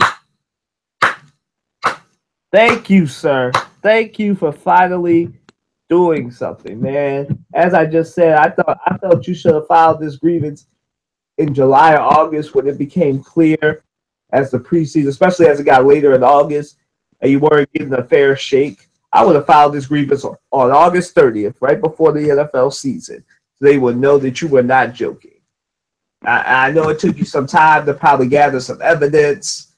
You probably have Donald Trump in there as your main thing, for saying that he organized them against you and different things, man. But I'm happy for you, man. You know, I was wondering what you were gonna do. And I knew the legal action that the legal recourse they left you with, especially if the owners weren't going to take a face-to-face meeting, is, you know, you got to sue them, because that's the only thing people like them understand. You got to sue them. You got to affect the bottom line to get their attention. And I'm happy, man, for the NFL. Listen, I said a couple podcasts ago, this is your fault. You could have made sure that come late July or August, Colin Kaepernick had a job, even if it was in the league office. It turns out that he's been working out in Brooklyn and the Harlem area of New York City. Why couldn't he have a job working at the NFL's office, being your player representative for diversity or for criminal justice initiatives, doing something with NFL money behind him if he couldn't play quarterback? You botched this monumentally, NFL. Roger Goodell, Jerry Jones, Robert Kraft, and the rest of these owners that decided that, you know, it was better for Colin Kaepernick to not be involved in the NFL. Now this lawsuit is on Colin Kaepernick. It's on y'all for not giving him a fair shake. It didn't matter. You could have put on the grand show for us, like y'all did for Tim Tebow. Like when Tim Tebow got a chance to play for the Patriots. We all knew he wasn't going to make the roster, but you made a show out of it. You made it look like he had a chance. You know? You could have done that for Colin Kaepernick, you know? Let him earn his way on the team. But y'all didn't even give the man a chance. You left him with no choice but to file a grievance. And now they've filed one. Now you want to bring him in on the social justice initiative meeting, or claim to bring him in. Now you want to bring him back in as part of the family. The NFLPA is so gobsmacked that you know, oh my goodness, we can't believe that he did this and didn't tell us.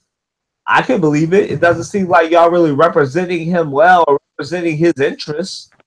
So I could totally see why he would file a grievance without telling you. And it's unbelievable that, you know, the NFL, the NFLPA, and others were just so unbelievably gobsmacked about this. When you isolate somebody and you leave them with no other choice, that's what they're going to do. They're going to go with the legal action and let the courts decide. And I really do hope the court side with him, you know, because it's clear to me what happened. And I'm sure he's got some type of evidence that there was collusion going on, or he wouldn't have brought this to court. Colin Kaepernick is a smart person. I don't think he would have brought this to court if there wasn't some evidence that they did this to him. But I'm gonna let Amina go because she unmuted. Go ahead, Amina. Yeah, he filed this grievance. I believe it was last week, sometime, maybe the end of last week, but it was coming. As you said, he should have did this a long while ago, months ago. But better late than never. The NFL brought it on themselves. They have no one to blame but themselves. If they had just signed him to a team after he left the 49ers, none of this would have happened, possibly minus the movement, of course. But he finally woke up and realized that they basically are saying F you. So he did what he had to do, and I hope he wins this lawsuit and gets, his money. Stack your points, Colin. I still support you. Still love you. But it's crazy. NFL, it came down to this for a grievance to be filed against you all. But I hope you all enjoy it. Because Colin's going to win this lawsuit either way. He did nothing illegal. So what's up other than the obvious? But that's what I got. So I just want to go ahead. hold on, man. I just want to say before you go, I'm reminded of the old Spider-Man quote.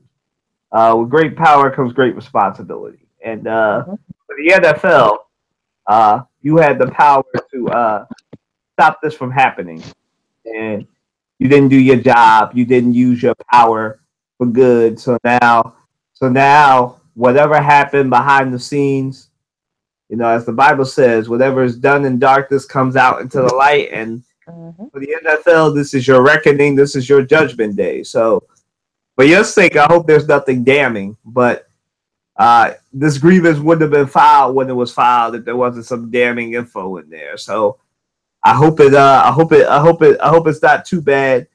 But you never know. Might have some incriminating evidence or some text from who knows. Go ahead, Matt. I'm sorry. No, that's fine actually. You know what? All the National Football League had to do was at least do what they were supposed to do. Now, albeit now, now everybody brought up Tim Tebow. He's a great guy. He's a nice guy. He's a nice Christian white man. He took a knee before.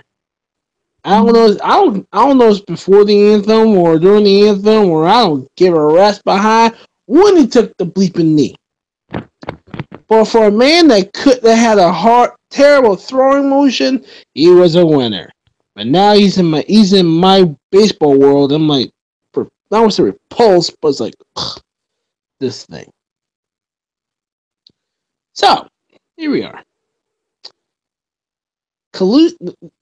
Was it? I'm interested to see how this is going to turn out. Collusion. Yes, you do need evidence in the light to file something this egregious. So, at this point, I think it's the right thing to do. I think that the owners were looking at their bottom dollar. But yet, this is, after all, the National Felons League, the NFL, the National Felons League. And yet, here's a good man with a clean record. You're not giving him a lot a day, but yet you sign these rapists, and you sign suspending rapists. That's you, Dallas Cowboys, and the like. And but yet here's a nice man, a model citizen, if you will, and you telling me you don't want to sign this brother, all because he causes quote unquote trouble. You done lost your mind. You done lost every brain cell. So I don't blame uh Colin Kaepernick for filing a suit against the NFL for collusion. I don't mind it. And let's see what this Dog and Pony show does, because you know the NFL, they haven't made a dollar, they haven't lights yet, albeit with their concussions and everything else. But oh yeah, hit them where it hurts. Moving on.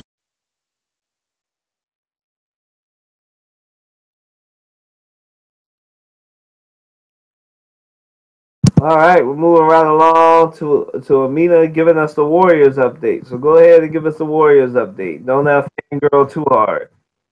Oh my gosh, I should gag and puke right here. Excuse me?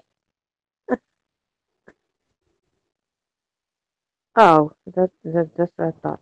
But anyway, dream I Kylie, can we tar and feather him?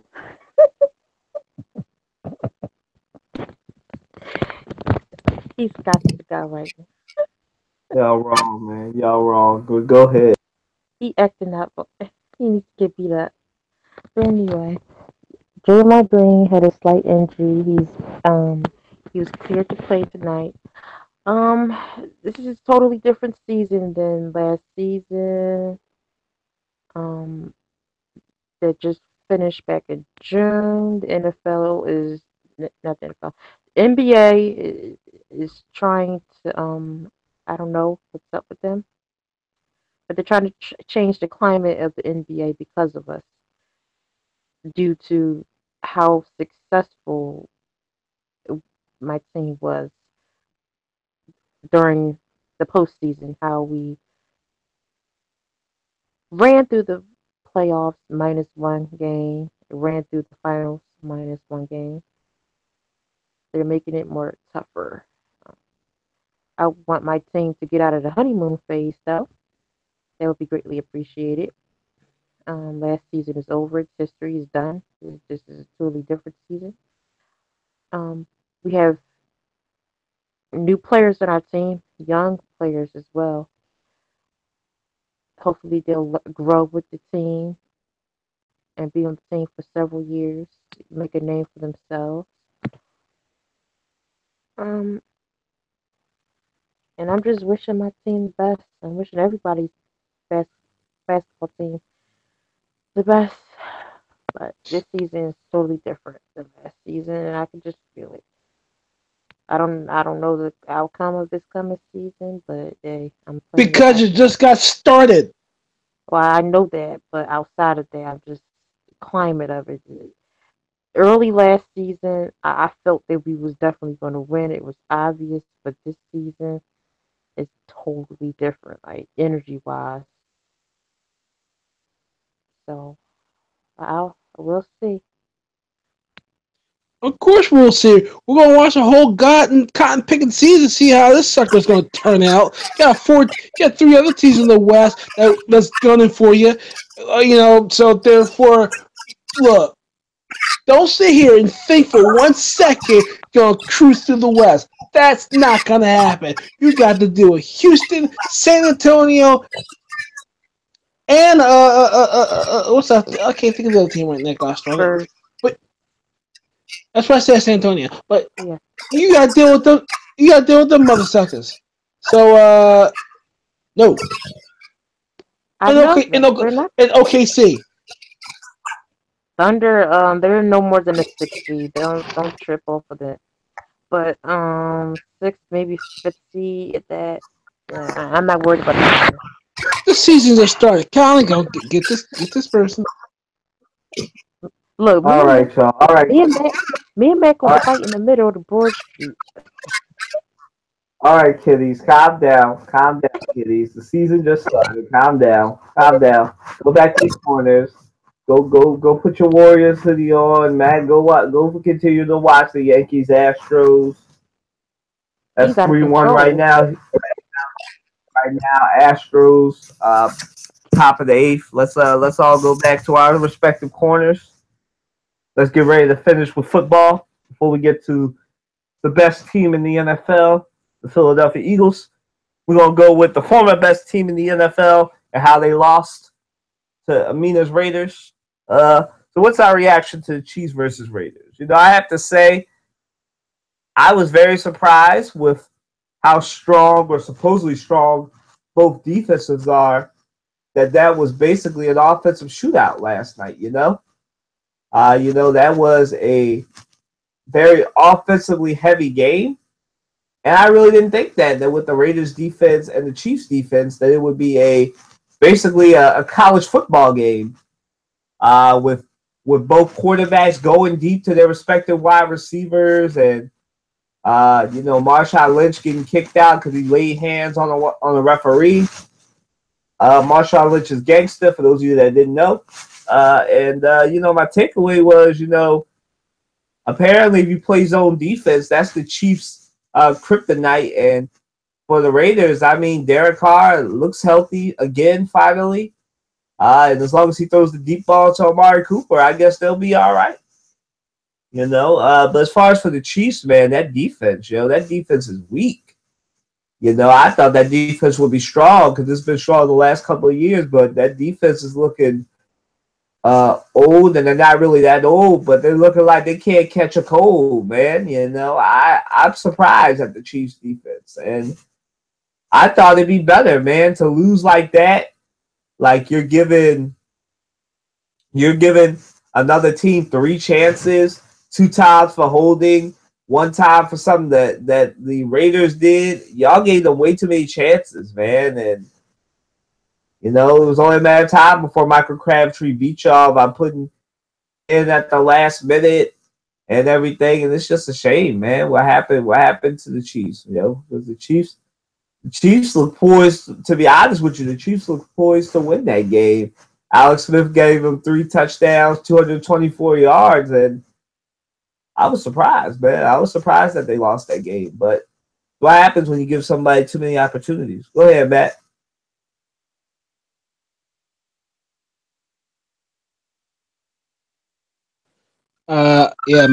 Sorry for the delay. I was looking at the MLB at Bat app to keep up with the game. It is 3-1. Houston in the 8th. This is what happens when you don't play disciplined football. This happens. Now, for fantasy's sake, I was mad for two. I was happy and mad for 2 things. One, Amari Cooper.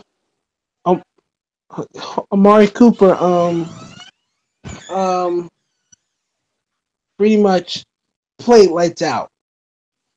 Or Marshawn Lynch pretty much lost his cool.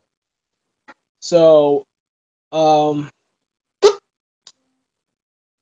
that game had everything, and the one thing you don't let happen is let Derek Carr hang around, and that's what happened. But it was for a Thursday night game, not badmouth Thursday night games this season. They have been very, very entertaining. So I'm still not 100% on board with Thursday night, but that game was very entertaining to say the least. So it also, in a sense, I had rooting interest because for the Eagles, Kansas City loses that game. We are top. We are on top of the whole entire NFL, which means on Monday night, we got to do our jobs. We got to take care of business Monday night. So, no, Matt, we're good. You're skipping the point, man. We're gonna be humble. We're not gonna talk about the record. Every time we talk about how good something bad happens at the game, we're not gonna talk about the record. First of all, I am not superstitious. I am afraid. My thing is this. You know what you got to do. You know, look, you cannot look too far ahead at this point. Right now, we have to worry about Washington, take care of business versus Washington, and do what we're supposed to do against this franchise. Plain and simple. Beat the Deadskins and do what needs to get done. We cannot look ahead. Right now, and I told Trey this too, 1 week at a time. Yes, it is good to call them the Deadskins. Yes, I did call them the Deadskins. Yo, it's a new one. we Notice that he got that from me. I called the Deadskins. He got that from me. I called them the Deadskins like 2 years ago. He got that. Yo, I never heard of that one. You have now. I have a worse one, but I'm not gonna say anything because my 5-year-old nephew's here. Look, you take care of the Deadskins on Monday night, and then you worry about the next game. You can't look ahead. You can't say, "Well, we're yes, we look." Let's recognize real. We are right now the best team in the league as of now. As of week 7, we are the best team in the league right now. It is what it is. Am I stoked about it? A little bit, but let's be real here. With Aaron Rodgers out, this whole NFL. You want to turn it off? Turn it off or something. I want you to play with me. Go ahead. I'm coming. Then Jeez Louise. So with that being said, look. Sorry about that. We gotta take care of business. Take care of business. Do what we're supposed to do. Win this game on Monday, and then you have a short week the next week. I can figure out who we played that following game, but still, take care of business first. And look, you have to talk about jinxes and everything. I don't believe in jinxes. My thing is, do what you're supposed to do. Do your bleeping jobs, and the rest will take care of itself. Do your job. Colin, you talk about jinxes one more time. I will put my foot up somewhere. You know I don't believe in jinxes. I'm just saying that, like you saw what happened. We was talking about the defensive line so much in that game. That second game, what happened? Fletcher Cox got injured. The best part of our defensive line. I don't believe in jinxes or curses either. I'm just saying that 4-1. Now 2 to the home run. Curses are real.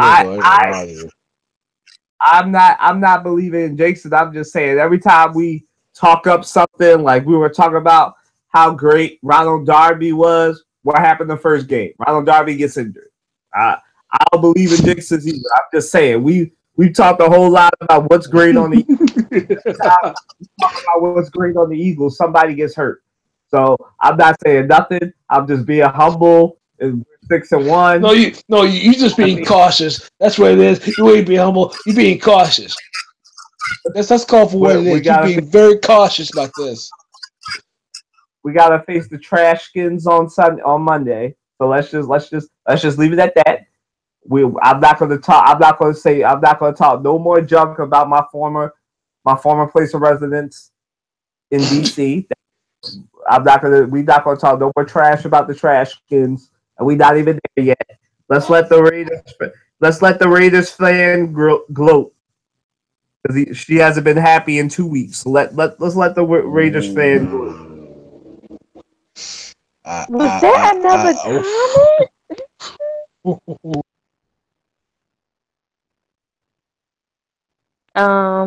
Let me see. You put on some type of punishment because he acting up.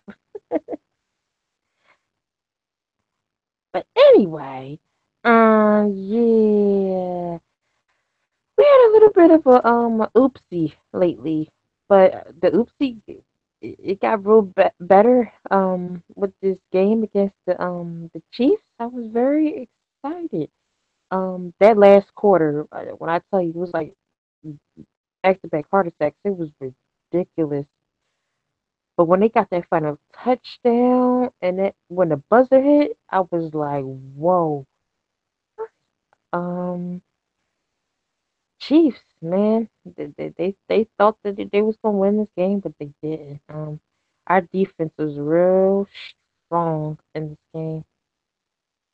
Um, we're on our bye week now, so the team has some time to get themselves together, practice more, get some more rest, and practice more.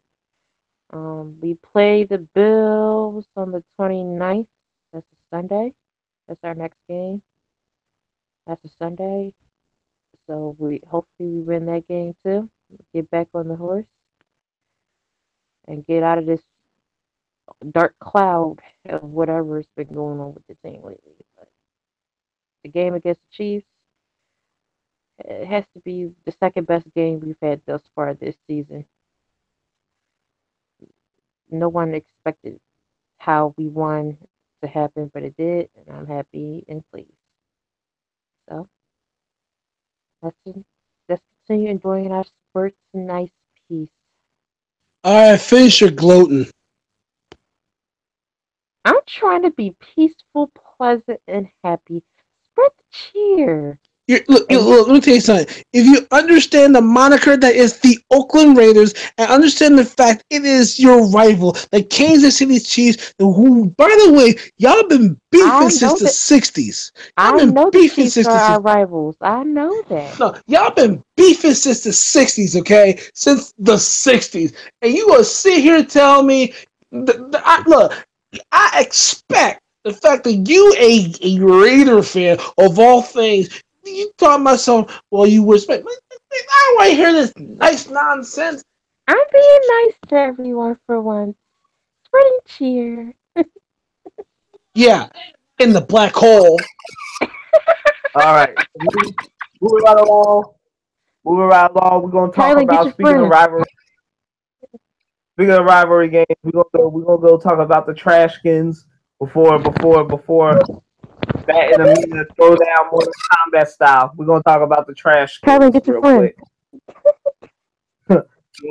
We're gonna talk about the Trashkins. So Matt already gave his piece about Trashkins, so we ain't gotta hear him. We ain't gotta go through there unless he got more to say about them. But for me, as I said, I'm being cautious with this game.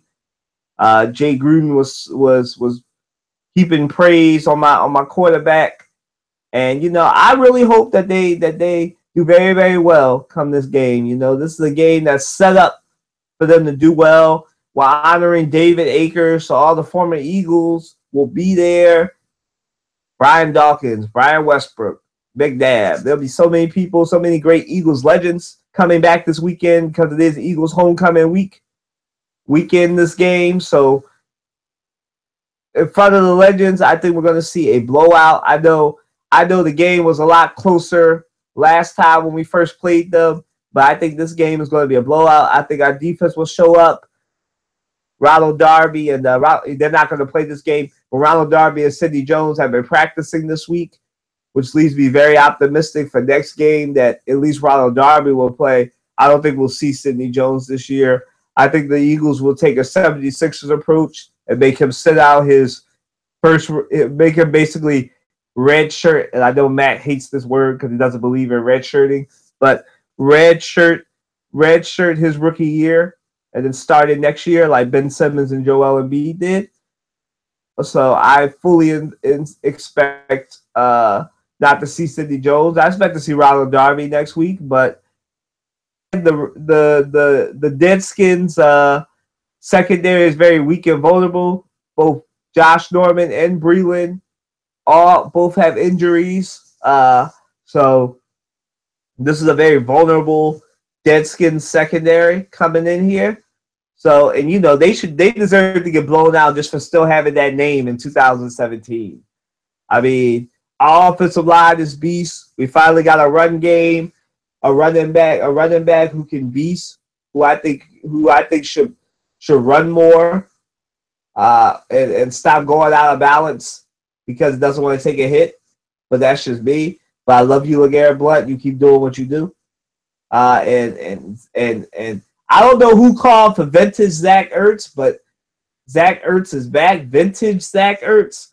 So and it seems like he's benefited the most from Jordan Matthews not being here anymore. And Nelson Aguilar drop. You know, I'm very happy for him. He found his natural position, the slot. So hopefully it'll be a big game for all that. But I fully expect Zach Ertz to continue his streak and have a big game. I expect it to be a big game for Zach Ertz. And I think we'll see a comeback of our favorite number one target, Alshon Jeffrey. He's been pretty quiet these last few games. So I think Alshon Jeffrey will make an appearance and have a really big game at home.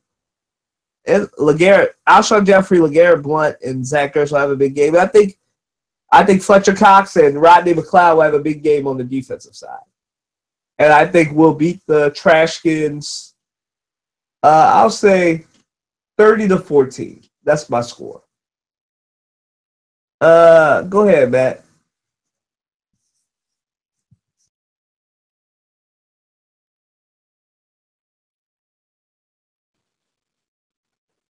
Now, I expect Carson Wentz to carve that secondary like it's nobody's business, which, by the way, I have been impressed with his play. And the fact that when he extends plays, that's when he's most dangerous. And also, his third down conversion percentage has been phenomenal. It's like to the point of, you know what? It's third down. The defense will. You has to be on the P's and Q's because Carson Wentz will pick you apart. Now, so quarterback play, I am thoroughly impressed, especially from last season to this season. It's like you're looking at a fifth year quarterback. That's what you're looking at. And this is year two. Year two.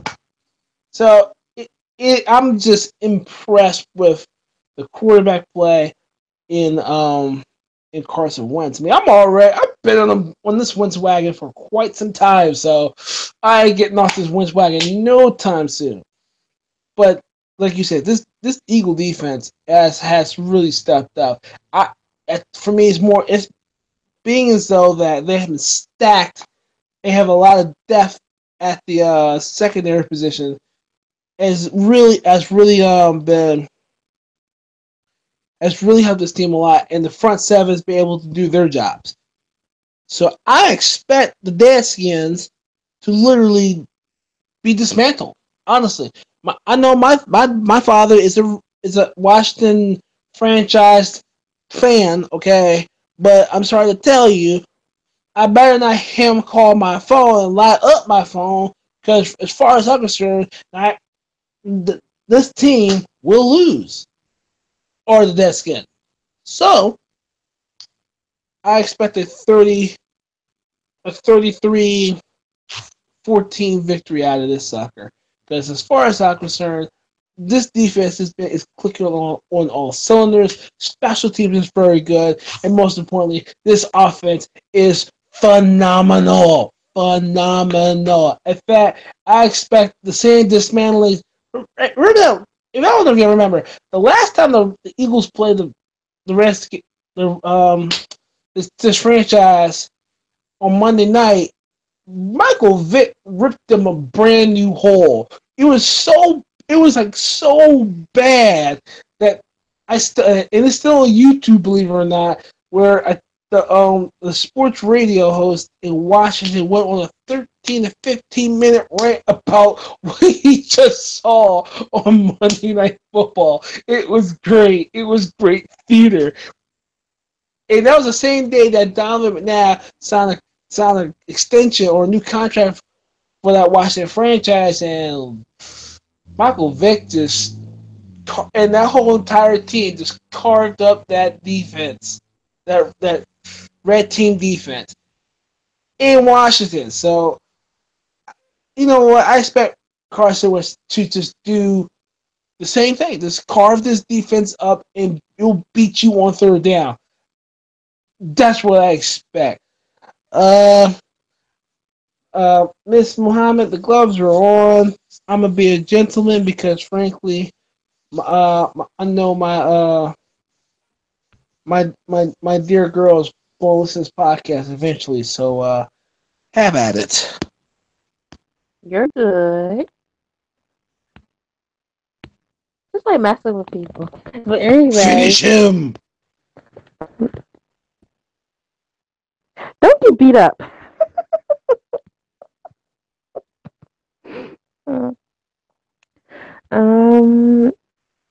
Eagles are having a mind-blowing season thus far, and no one saw this coming. I mean, from what I last saw, they're number one in the division, and the number one in the NFC and the NFC East. So, with that being said, I wish them nothing but the best. Two winning games. They keep on path they're going. They're definitely playoff bound, which the Eagles haven't seen since I believe the Andy Reid days. Actually, it's Chip Kelly. I'm talking about real playoffs.